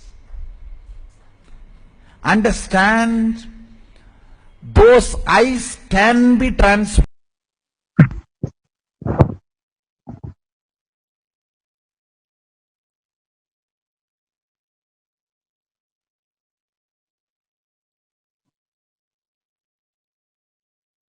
I'm seeing some of the people asking me the question, oh, Nithyananda said he will develop the software for the animal to speak in Sanskrit and Tamil as he developed. Hey, have you taken any responsibility? Okay, I declared. I am ready even now. The software is ready. If I dictate, are you ready to come and stay and pen down and reveal it to the world? You have not taken any responsibility even to pen down all I am revealing. And you have audacity to question me. Whatever I am claiming, I am loaded, I am carrying, I am pregnant with it when I am born. I just need people to gather around me and pen down and reveal it to the world, share it with the world and take it and train people and make them manifest. If I was allowed to be in peace and do what I want to do, In 2003-4, I would have revealed everything. The moment I reveal one science, I will not be allowed to be staying in one place with a group of disciples. In 2001, I started revealing this whole science to the world. And then 2013-14, the courtyard sessions I started, we have video records of everything. At least 2001-3, we don't have video records, but in 2012-13-14, in all the courtyard sessions, we have video records. But I was not allowed to be peacefully able to sit with my Gurukul kids in my courtyard and do my work. And these people who troll and question me, as he developed, I am ready. But are you here? Are you ready even to receive when I am revealing and pen down or video record, capture it and share it with the world and make people manifest?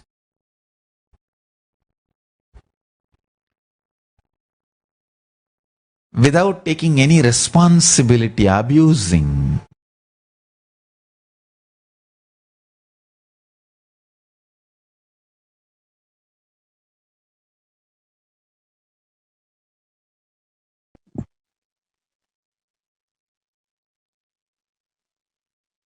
His Divine Holiness Swamiji had strongly explained to all of us that he is completely full, loaded with so much to contribute to Hinduism, contribute to humanity.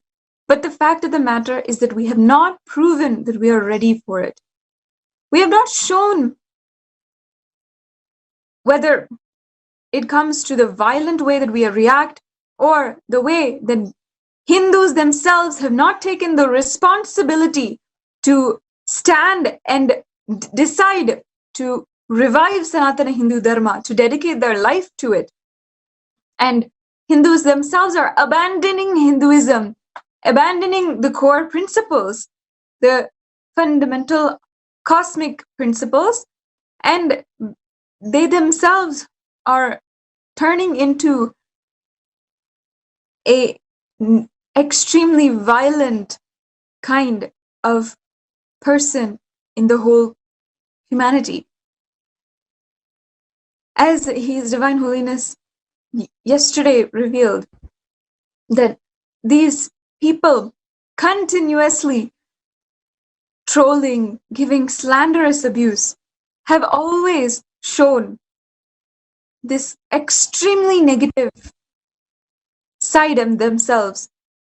And he said that the people who are against Hinduism, the people who are abusing and trying to destroy Hinduism, are, in a way, when they are trying to destroy the most life positive happening on planet Earth, they are in that way committing suicide. Means that they are being so life negative that in the end it will be completely destructive for them in themselves. It will end in a completely painful, terrible way. And that is the sign for the end of humanity itself. It is time that Hindus understand what is the time that we live in. First, that Hinduism and our civilization is in danger. And second, that we are missing while the incarnation of Paramashiva is in the body. We are continuously missing by not taking up responsibility for Hinduism, by not declaring and dedicating our lives, entirety of ourselves, to reviving Hinduism. His Divine Holiness Swamiji has done the ultimate tyaga in building Sri Kailasa for us, reviving Sri Kailasa from the ancient enlightened civilization. it is time that we also start to stand up and start understanding the truths, understanding that Paramashiva himself is here, and we start contributing to reviving Kailasa. That is the fundamental nature of Sanatana Hindu Dharma, all Hindus, and of course, it is the most primary aspect of His Divine Holiness Swamiji as an embodiment of continuously giving hard work, authenticity, and doing tyaga for the contribution, for in order to contribute to another person's life, to the whole humanity. These are the different ways that His Divine Holiness has even revealed and mapped the sacred scriptures to our user-friendly language.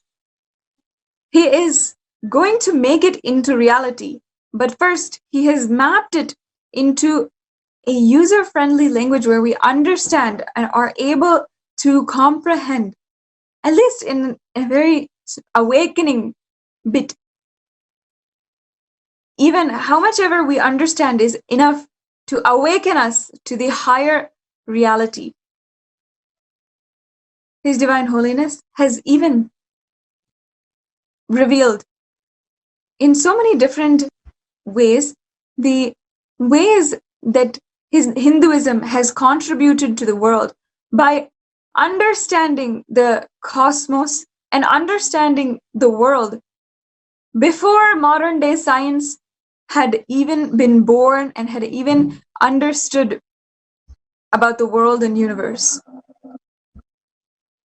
The Upanishad, which are one of the oldest scriptures known to humanity itself, have revealed in their verses truths about the cosmos with which science is just yet to catch up.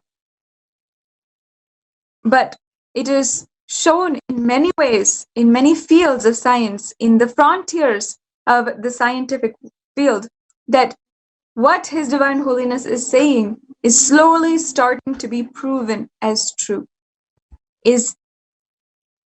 This makes His Divine Holiness as a scientist who is completely misunderstood and far ahead of his time. For example, His Divine Holiness Swamiji spoke on the E is equal to mc squared theory of relativity. And in fact, since 2005, His Divine Holiness has been speaking on this topic, bridging science and spirituality, or science and Sanatana Hindu Dharma.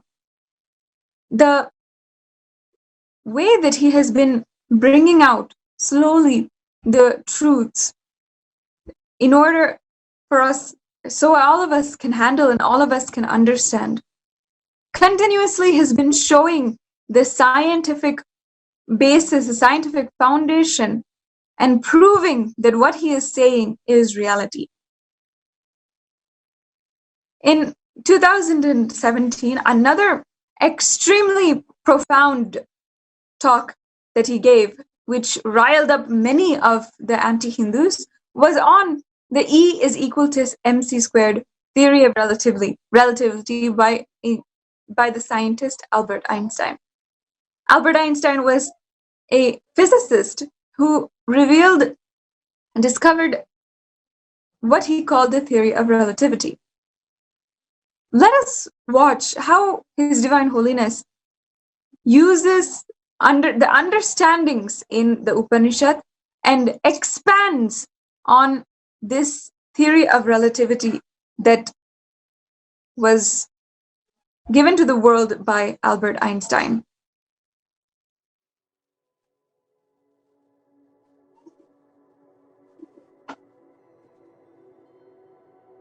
Human beings do not know to store the electricity without reducing its intensity. Understand? Still human beings don't know. The blind spot why human beings are not able to store the electricity without reducing its intensity, because their brain is not at all capable to understand the higher intensity does not need to be reduced for continuity. Non-veg brain knows only ups and downs. It cannot be in up continuously. Only a person who knows continuous up is possible. He can grasp without reducing the intensity. Continuity is possible. Never a common brain understands intensity and continuity, infinity and continuity. Some of the major scientists and their theories I am debunking. E equal to not mc square. Cannot be mc square. What is mc square? The difference between intensity and continuity. What is energy? What is matter? Matter is continuity, energy is intensity. What do you call as matter? Anything continue. What do you call as energy? Anything intense. The intensity and continuity is separate for a non-veg crooked brain which has seen only ups and downs. Only a vegetarian brain which can retain the experiences continuously without losing the intensity can understand M and C is not MC, it is MC. MC cannot be squared because it is not M and C. Any up cannot continue is the root pattern of non-veg brain. Only a vegetarian brain, organic brain, which has grown organically can understand intensity and continuity are not only opposites, they are not two different things. This Western symbol of infinity itself is intensity and continuity's conflict, ups and downs. Eastern symbol of infinity is this only. Eastern symbol of infinity is linga, bindu. This only. No ups and downs. Western symbol of infinity is this, ups and downs, conflict. Because intensity and continuity cannot be grasped by non-veg brain. Intensity is energy, continuity is matter. That's all. All continuity is certain intensity and all intensity is certain continuity. All M is C and all C is M. All C even while they were C, M. All M even while they were MC. Brain which can grasp intensity and continuity will not be two word or two experience or two definition. A brain which can perceive intensity and continuity are not two separate. That brain can draw the circuit and handle electricity, store it without reducing its intensity. Agastya puts a battery circuit. The initial charging of that battery has to be done by the person who makes it. His body, his biocurrent, bioenergy. Whoever first programs that battery body, after that it will function forever with that programming. If I believe energy and intensity are simultaneous happening, that way that battery will be charged. If I believe in my core, energy and intensity is separate and one has to be compromised for the other, it will be charged that way. It will continue to function in that way. Cognitions matter in circuit of physics because chemistry of the physics functions by cognition. Ability to be realizing MC is your state. No M, no C separately. Intensity and continuity is natural. Whenever you get high, you always believe that is not going to be natural. You are so clear, the intensity is not going to be continued. You believe it so strong and you want to conform to that belief. Intensity is energy, continuity is matter. And the brain, which is made to believe both are not one, suffers forever. This is what is cosmic bipolar disorder. If you are made to believe intensity and continuity are separate, which is not, you call this as a matter because it is continuous. Naturally it has intensity. You call the sound as energy because it comes and goes. But you need to know that also has a continuity. Continuity and intensity are not guna, they are svabhava. Attribute and attitude is different. Natural, spontaneous existence is different.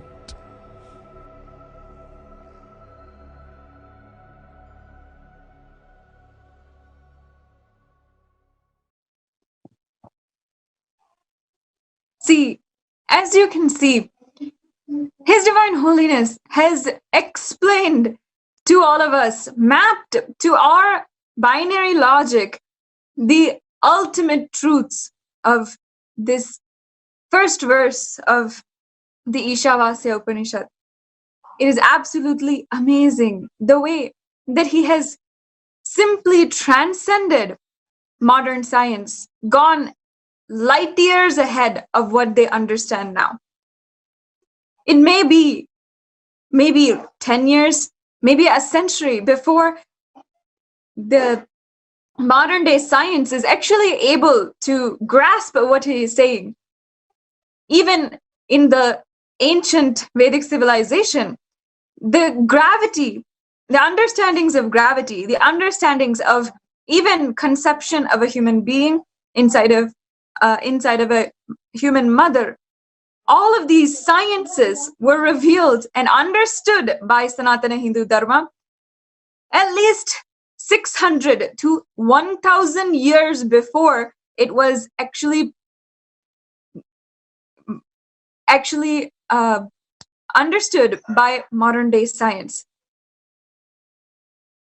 It is absolutely silly, laughable to think about how late modern day science understood and is trying to grasp at the reality. That gives us that gives us really what it's like to try to navigate the whole world with the binary logic. Try to navigate the whole world just with our understanding, our limited understanding of what is reality. It really makes me think, in my life outside, before I had taken sannyas, I had an ambition to become a doctor, a scientist. And I truly thought that through this field, I would be able to contribute and I would be able to have some satisfaction and self-journey just through understanding what is the world and reality around me. But even after I had not completed my education, I feel more fulfilled understanding these truths from Hinduism. And I feel that more than I would have ever understood, or more than I would have ever had such immense understanding of life and the universe, I am having it now only as a sannyasi and as a disciple of His Divine Holiness, as a practitioner of Sanatana Hindu Dharma. I'm sure many of you may understand what I was feeling before. The way that humanity has almost had so much of hypocrisies is so disheartening for the modern day youth. Nowadays, they plunge for veganism and vegetarianism has started across the world because people are realizing now, after the pandemic of coronavirus, that the practice of eating non-vegetarian food, eating other animals, is extremely dangerous for us. On one level, superficial level, the whole idea of vegetarianism, just for the prevention of diseases, just for keeping the sanitation, keeping the health of humanity intact. And then as we go deeper, we have to also understand that vegetarianism is not just about health, but it is about the deeper patterns inside of us, the deeper fears, pains, guilt, anger, whatever it is that is inside of us that is continuously bringing us down and aging us. The largest pandemic is not any disease, but the life negativity which has taken over the world.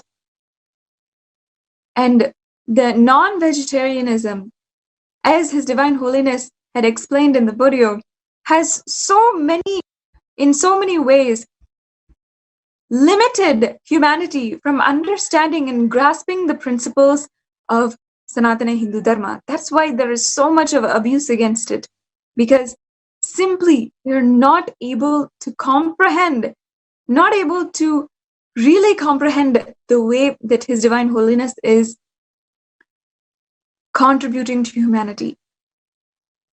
Because of so much of life negativity, which is deeply engraved inside of abusers, inside of humanity itself. No matter what, however, we should not abuse, but keep the idea alive inside of us. Whether we understand it or not yet, we should not deny that possibility and not deny that possibility for others.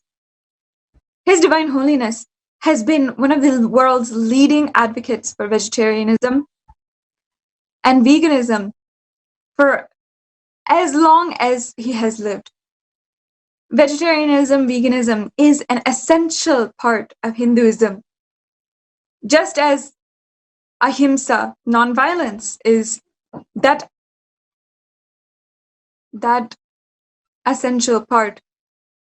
A side effect of that is not harming another being, not harming other animals. You may have the question, isn't plants also a form of life? Please understand that animals are shown and proven to be sentient beings. They have feelings, emotions, suffering.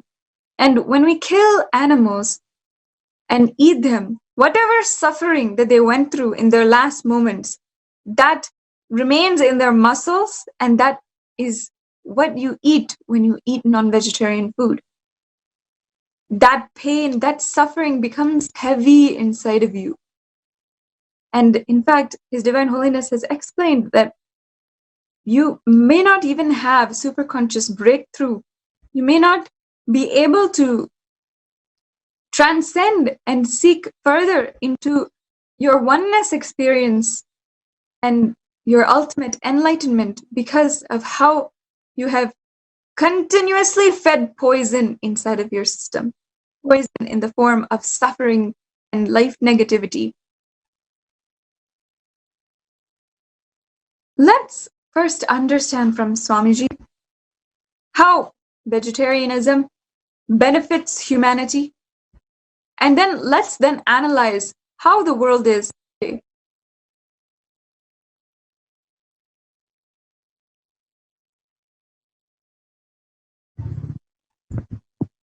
Not say no to the existence of animals. Listen.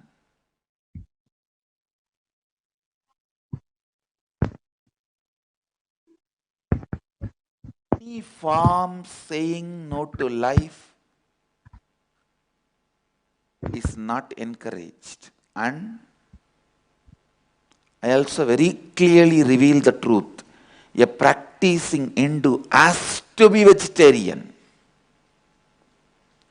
You cannot say no to the existence of animals. Listen.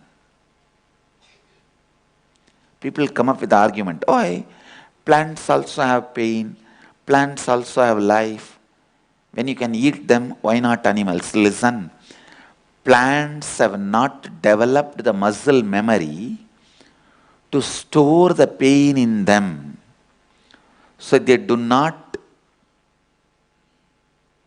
existentially feel the pain. They do feel some kind of a alternation happening in them, but do not feel the pain. Pain as one of the important quality, getting stored an ability to replay itself is one of the important quality of the pain, which does not exist in plants. Please understand, getting stored an ability to replay itself is one of the important DNA qualities of pain. Plants don't have that. That is why eating plants, agricultural products are allowed. I can give you tons of examples. Naturally, human body is created for vegetarian lifestyle. And I am also warning the whole world. Within next 15 years, you will be able to support the whole population with food only if you decide to turn vegetarian. Because 30 pounds of food is necessary to make 1 pound flesh. Understand, 30 pounds of agricultural food which can be directly consumed by us is necessary to produce 1 pound flesh. So vegetarianism, vegetarian lifestyle is the most affordable. I tell you, just by being vegetarian, you are doing annadana, giving food for thousands of people. Whenever you consume a vegetarian meal, you are already giving meal to 29 people. Because you are not taking away 30% food into one meal. Understand? If you are consuming vegetarian food, already you are serving food for 29 people. So understand, every time you put your hand on the vegetarian food, remember, 29 more people are blessing you for letting them have food.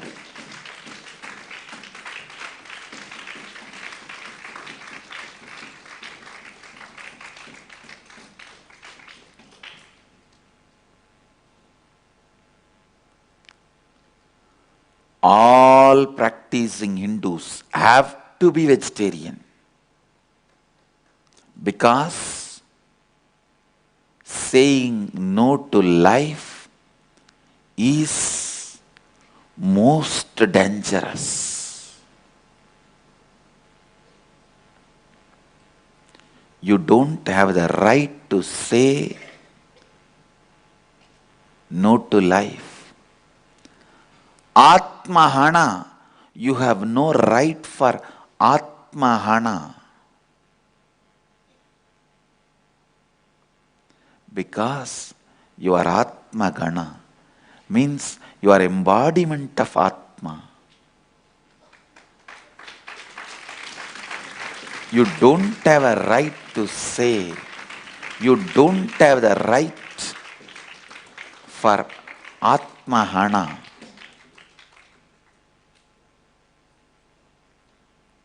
I'll continue to expand on this verse, because too many important truths are revealed just in this one verse. Asurya namate loka antena tamasavrita tagaste pretyabhi gachanti eke chatmahano janaha.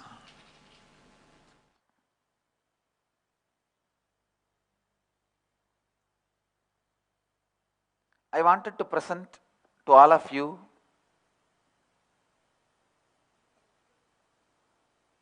you have more possibility than you are. This is the beginning of life. This truth, you have more possibility than you are, is the beginning of life in any philosophy, any way of living, any way of thinking, any way of living, any system of thinking, or any religious thinking tradition. You have more possibility than what you are now. That more possibility is what we call bioenergy, inner potential energy. In Sanskrit, we have the word kundalini.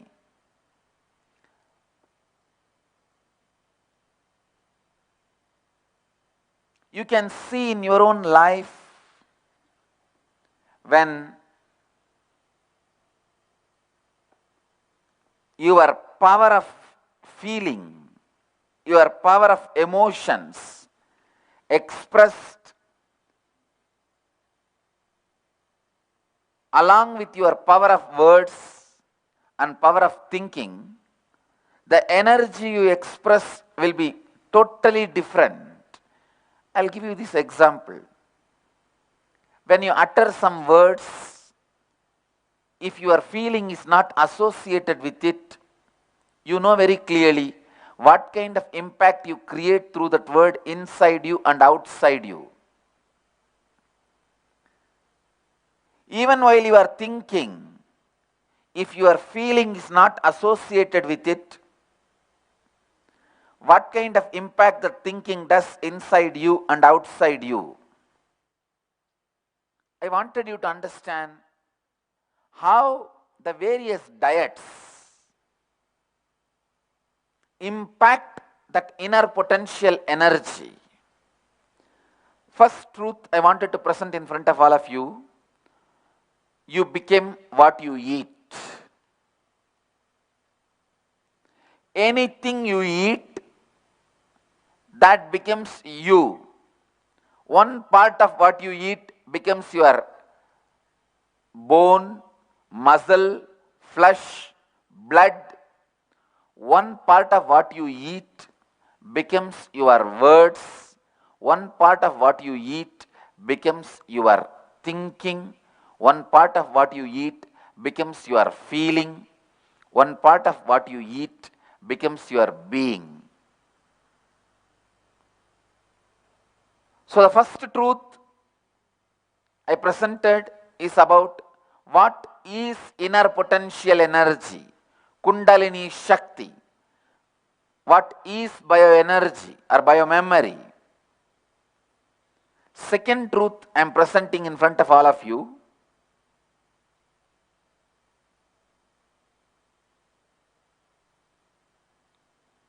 A very important truth. You become what you eat. Now, with this two understanding, look at your life.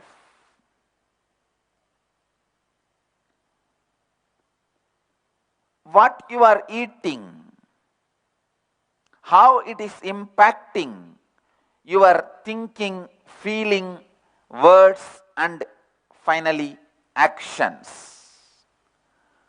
Last but not the least, you need to understand there is no such thing as inanimate in the universe, whether it is human being or a stone in the street. The variation is only degree of life, not the existence of life. Please understand. The variation is only the degree of life, not the existence of life. Whether it is a human body or the stone in the street, only the degree of life. So, we need to understand, when we kill an animal for our food and consume that as a food, what all the effects happening to our inner potential energy. And if we eat vegetarian sattvic diet, the word sattvic means pure. I'll define that word later. If we eat the pure diet, what happens to our inner potential energy? First, I'll try to explain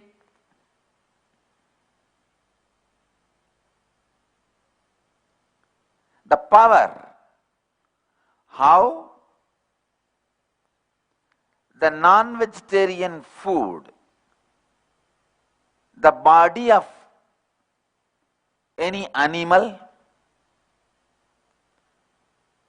what happens when it was killed, and what happens when you eat that flesh. Please listen. Our flesh has a capacity to store the memory. All our memories are stored, recorded in our flesh. You can call it as different names. You can call it as a muscle, bone marrow, bone. Different names you can give. But it is stored in our body. In that you can give a deeper inner names: brain, heart, liver, kidney, different names of the organs.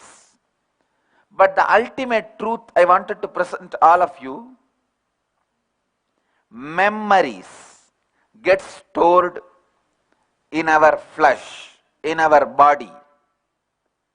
That is why certain memories, when they are rekindled in you, certain organs in your body gets immediately affected. I can give the example. If you become upset, start feeling depressed, immediately your stomach will be attacked. You will have stomach upset because the depression attacks the navel center. In Sanskrit we have a word, Manipuraga Chakra, the energy center situated in the navel. So each emotion, each memory heals or kills, makes or breaks certain part of your body. Your emotions and your body is very closely connected because your memories are recorded in your body. When an animal is killed, the animal is not going to be blessing all of us and the world when it is dying.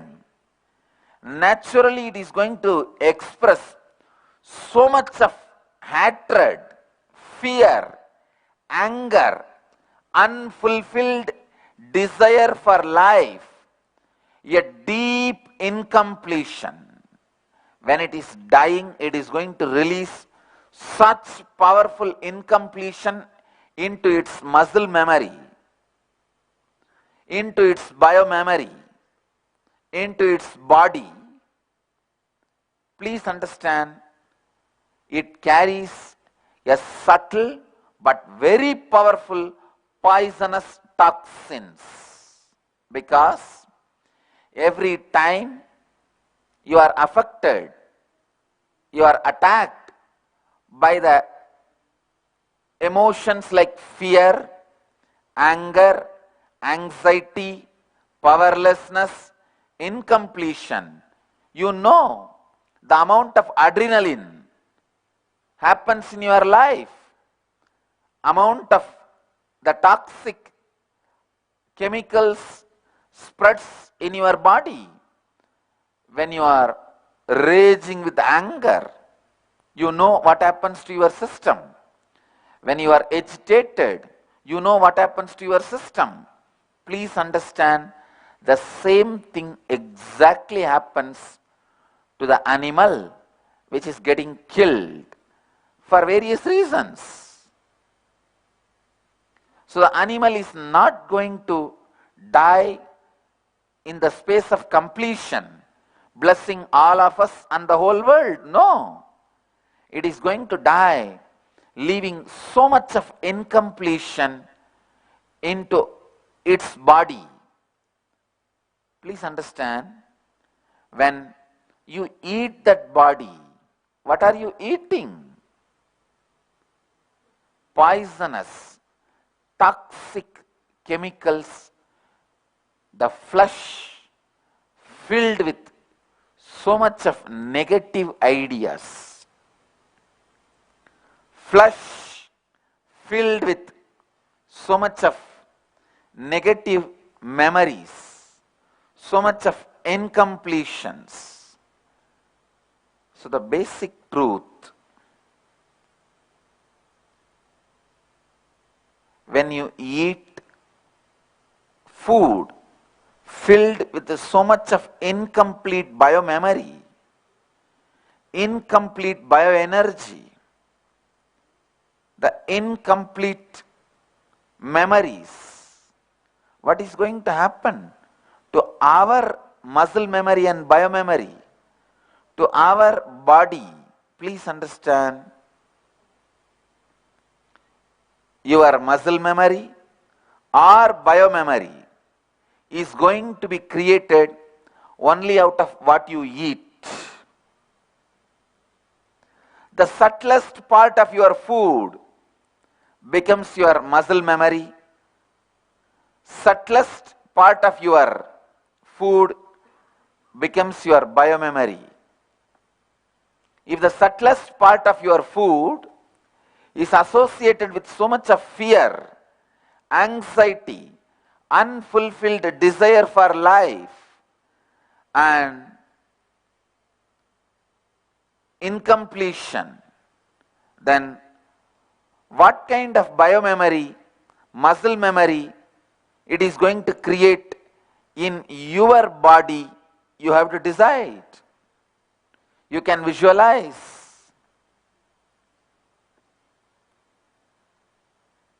Sometimes people ask me, then how come people who eat non-vegetarian seems to be leading a so-called normal life? Who said? Who said they are eating normal life? Please understand. Look at the depression ratio. Look at the people suffering with the depression and the countries suffering with highest crime rates. You can directly connect the both to their diet. There are tons and tons of research papers available in the internet. You can study. Tons and tons of social surveys available in the net. You can study.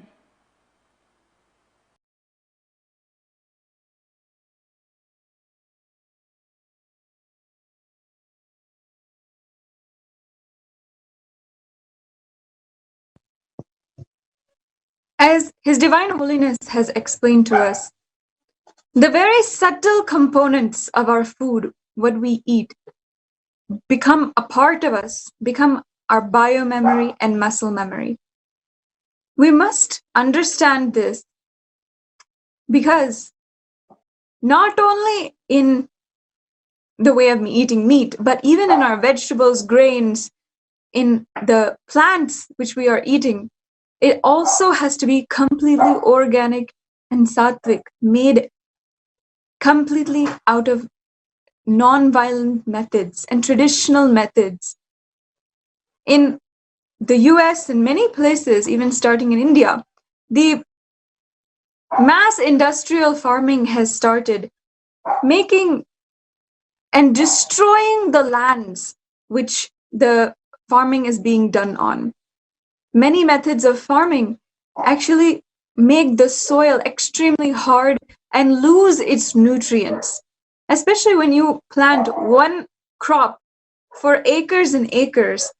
The nutrients and the diversity in the soil becomes extremely low, and the microbiomes which were in the soil start to die.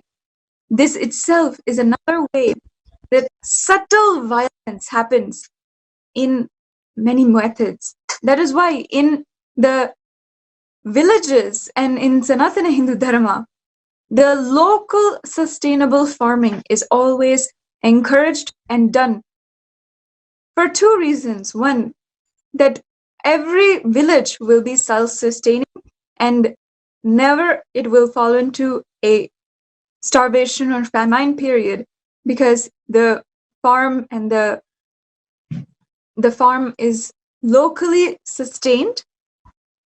Not only that, but the diversity of the soil is encouraged, the enrichment of the soil and the enrichment of the land itself, the treatment of the land itself is so sacred and divine.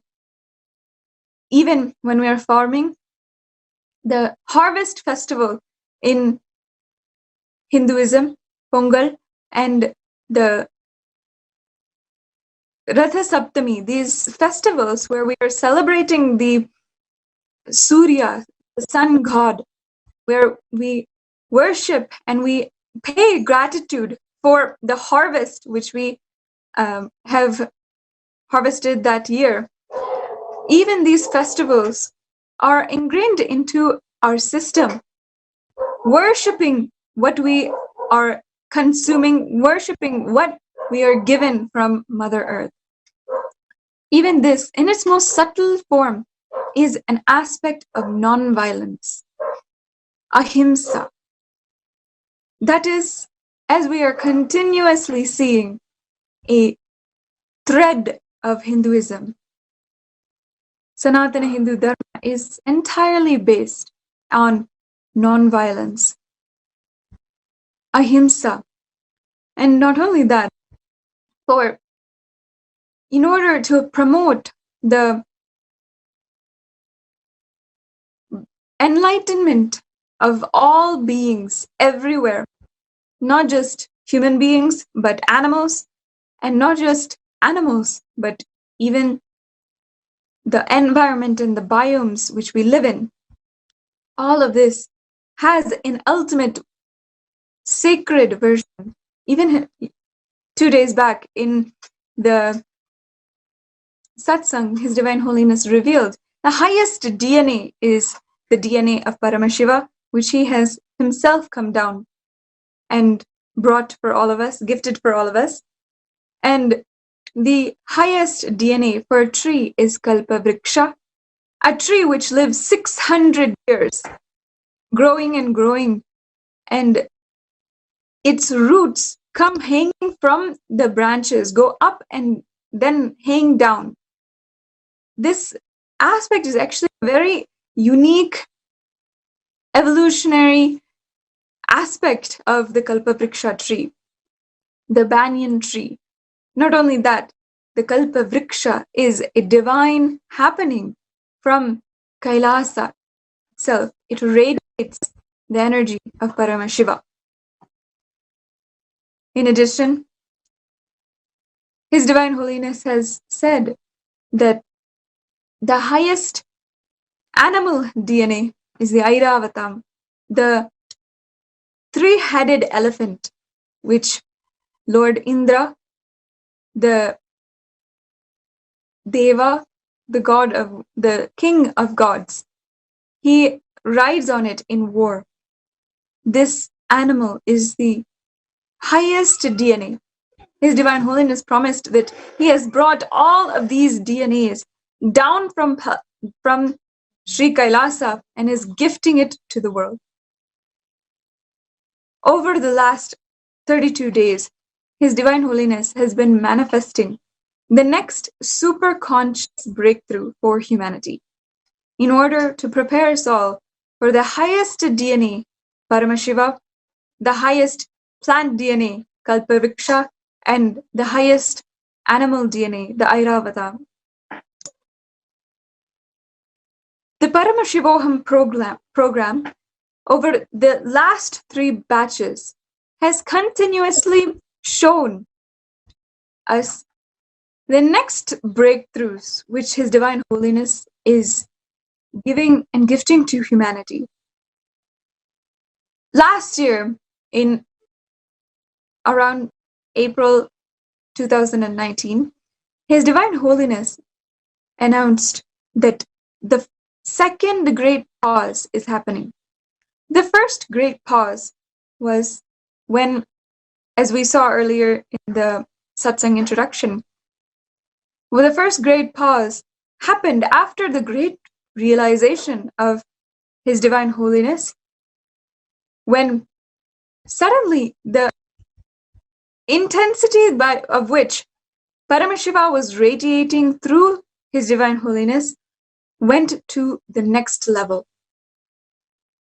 Now, in last year, in April 2019, the second great pause has happened, where His Divine Holiness again explained it was just as if his skin was feeling like butter and melting, oozing, and inside he continuously felt as if it was just as sweet as honey.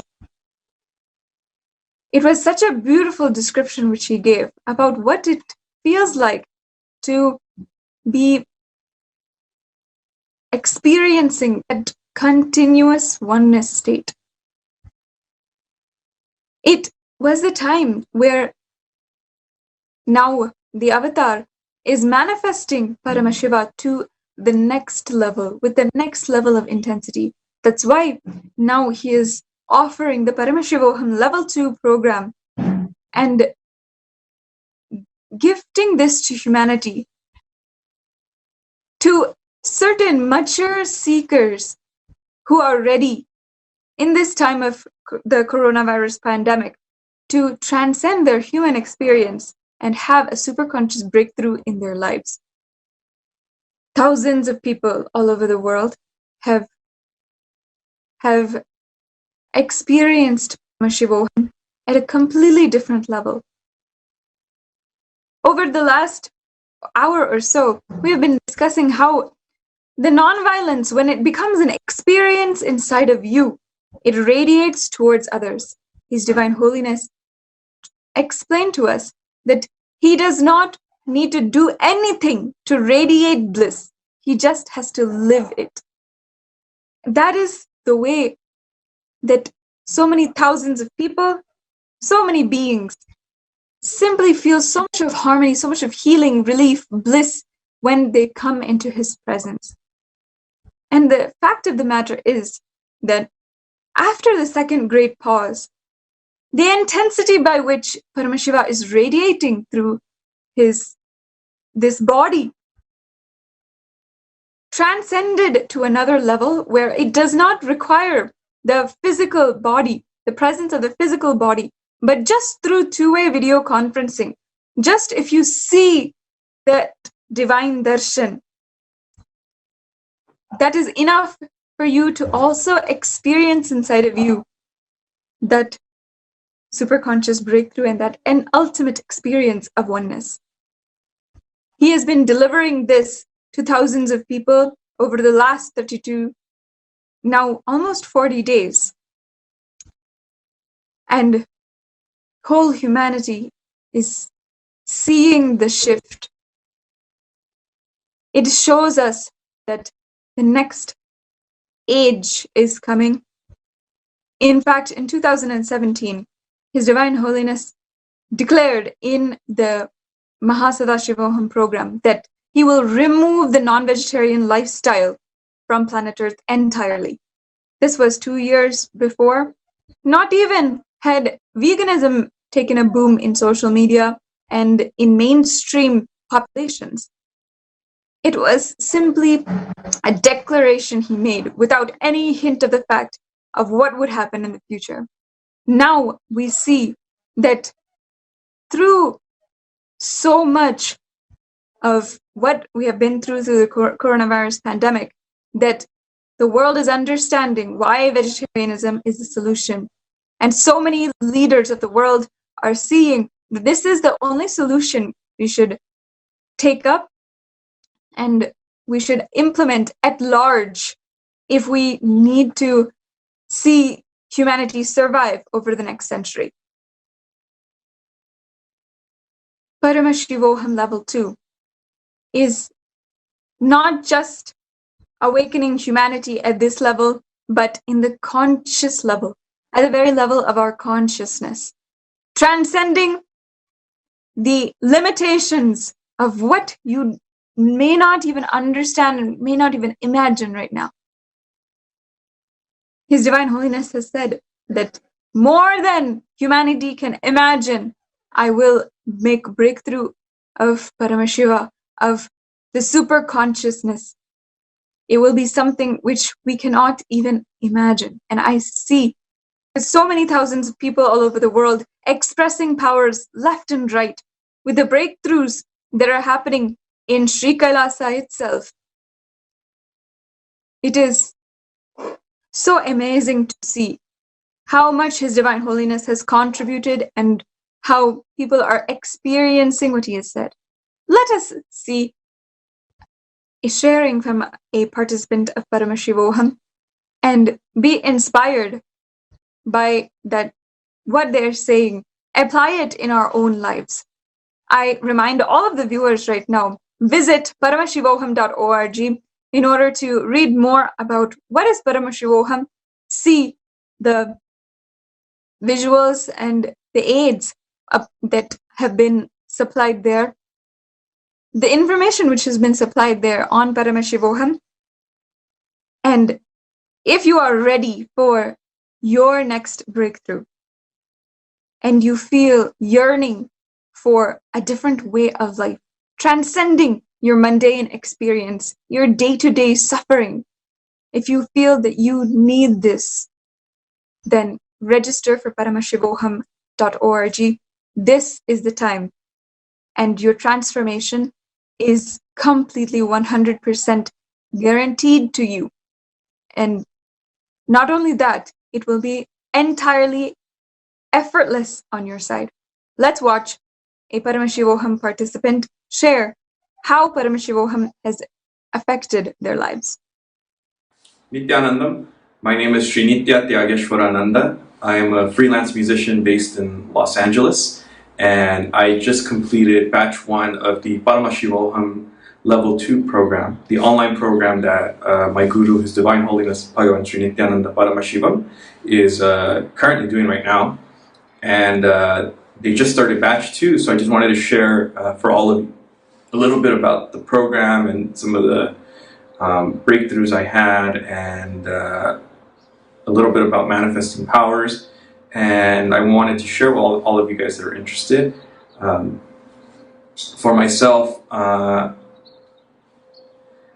it's been quite a journey with Swamiji, and I haven't done a program, haven't attended a program since 2016, and so it was really, it was quite nice to be with him in the program again, especially from home. It was an intense experience, but a great spiritual experience. And I think when I first took a program with Swamiji, one of the biggest breakthroughs I had was I realized that because our day-to-day lives are so busy, we rarely take such an extended period of time to ourselves, right? Not a vacation or anything like that, but a real introspective time, right? Where we just dig. And this 16-day program that we just did right now, this online program, it really reminded me a lot of that time. and it was ended up being a very sweet, intimate experience with Swamiji, even though we were doing it online and he wasn't physically present. Especially the last session that I had with him. It was quite an experience, right? The way he talked, the way he sat, the way he shared, the way he expounded on the truths. It was almost like being in a very small, in his courtyard. He used to have this courtyard in Bidadi, in his main ashram. And I never got to experience that firsthand, and it felt like this was the closest I could get to that, and it was really quite amazing. The truths that he shared, especially during that last session, was quite amazing. It made the whole program worth it. For me, my favorite parts were all the darshans with him, right? Every single moment with him was just quite amazing, right? It shifted so much in me, and every single one was like just really, it was just about me being available for him, right? For him to do his work on me. And for myself, I really quite enjoyed a few of the manifesting power sessions where the whole of the participants were like a buzz with energy, and they were just contacting each other. Everyone was like really working sincerely to manifest powers. And for myself, I got to experience and see things like consciousness over matter, people moving matter using the powers of the third eye, and things like feeding the deities, right? And body scans and healing that was like remote healing that was just like spot on in sharing and seeing what were the root patterns that are blocking you from some particular thing. And so I'd like to encourage you, if you're thinking about taking this program, this is considering that we're in a shelter-at-home order, especially here in California. If you have the time, if you want to make the time to make this happen, I would encourage you all to do it.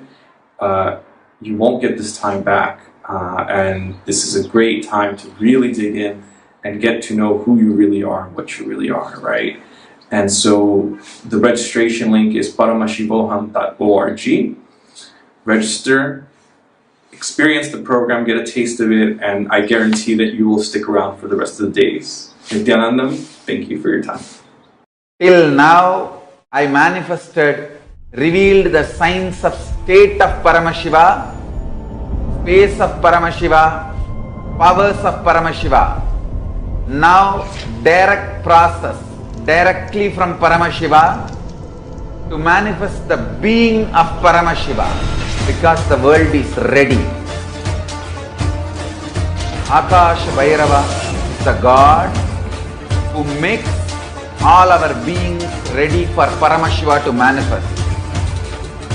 It will be centered on Akash Bhairava and making Paramashiva manifest in all of us. The program will be Guru Dakshina based. It will be dependent on you. You can't put any monetary value for it. If 10,000 of us can sit together and manifest the being of Paramashiva, not only we will heal the coronavirus in the whole world, we will give a super conscious breakthrough to the world. Whatever I was talking after the great past, I am going to make that all into reality. This will be the most life positive happening on planet Earth. All of you, make the decision to attend Paramashivam from simple integrity.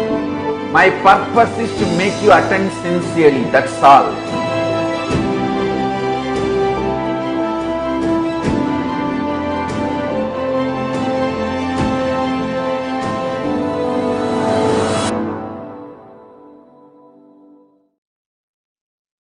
Yes, if you are watching this right now, I encourage you to register for Paramashivoham and visit the website now, paramashivoham.org.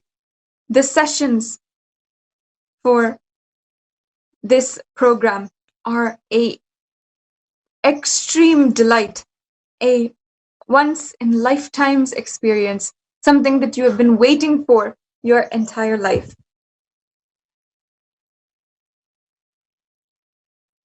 So far in the satsang introduction, we have really deeply analyzed the way that non-violence, ahimsa, is told in our scriptures, in the Shastra Pramana, is experienced and lived as exampled by our aptas, the great enlightened beings, is exemplified as a paragon of the embodiment of ahimsa by His Divine Holiness.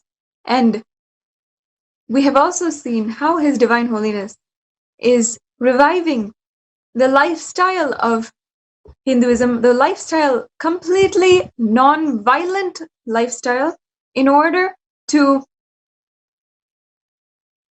give us that experience as well, give us that Sakshi Pramana. So far we have understood that it's not just human beings that His Divine Holiness has included in His grand mission on planet Earth, but also the animals, plants, biomes, ecosystems on planet Earth. The Sanatana Hindu Dharma is so inclusive. It includes every single being on planet Earth in order to transcend and have that superconscious breakthrough. Through the animal husbandries, through organic farming, through the practice of vegetarianism, each of these are a way that ahimsa, non-violence, is practiced in Sanatana Hindu Dharma.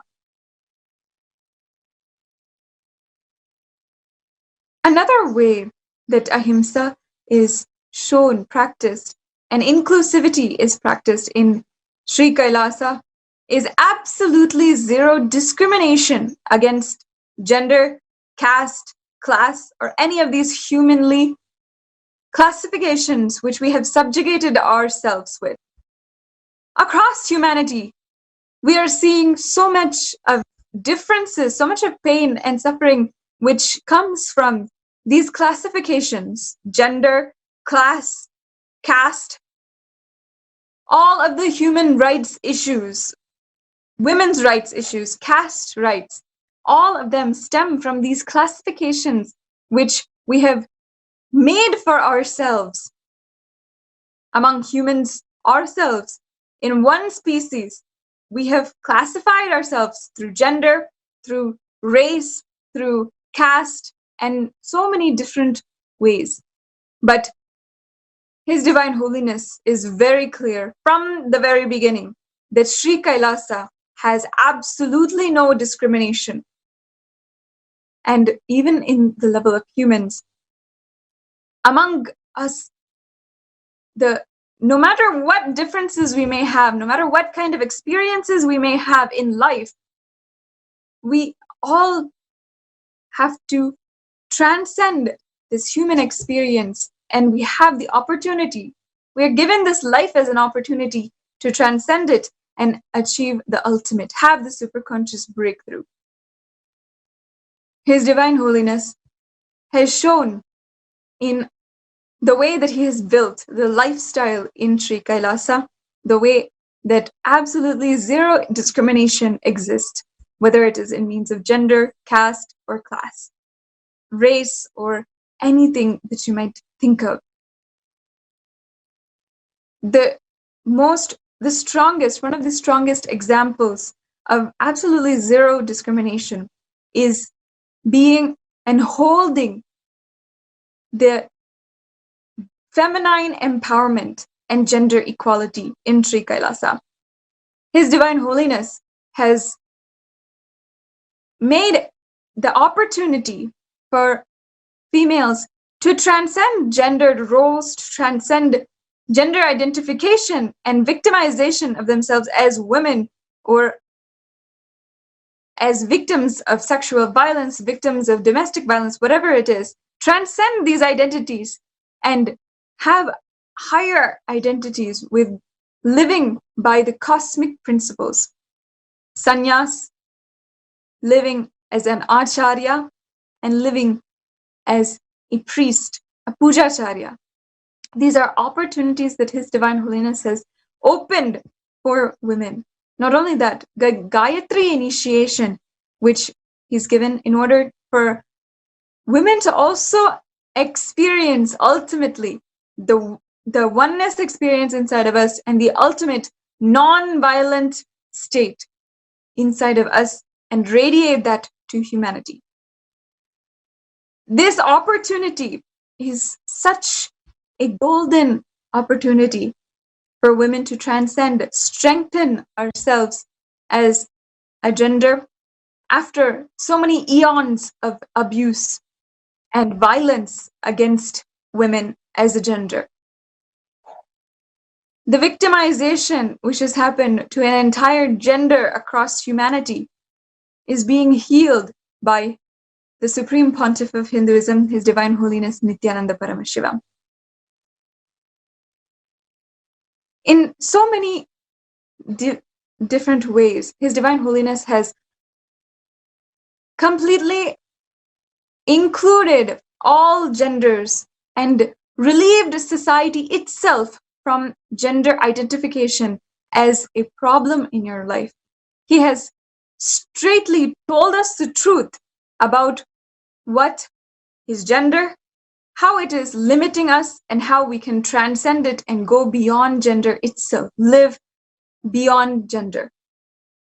Let's first watch a short video how His Divine Holiness has broken any bars of discrimination and even from the level of gender.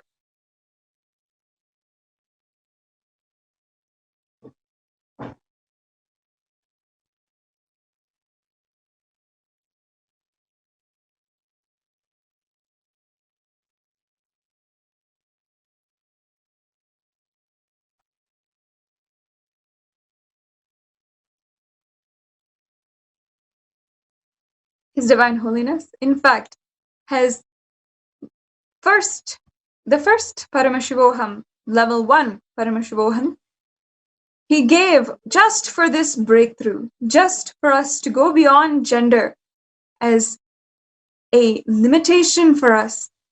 This identification that we have has marginalized us in so many different ways, has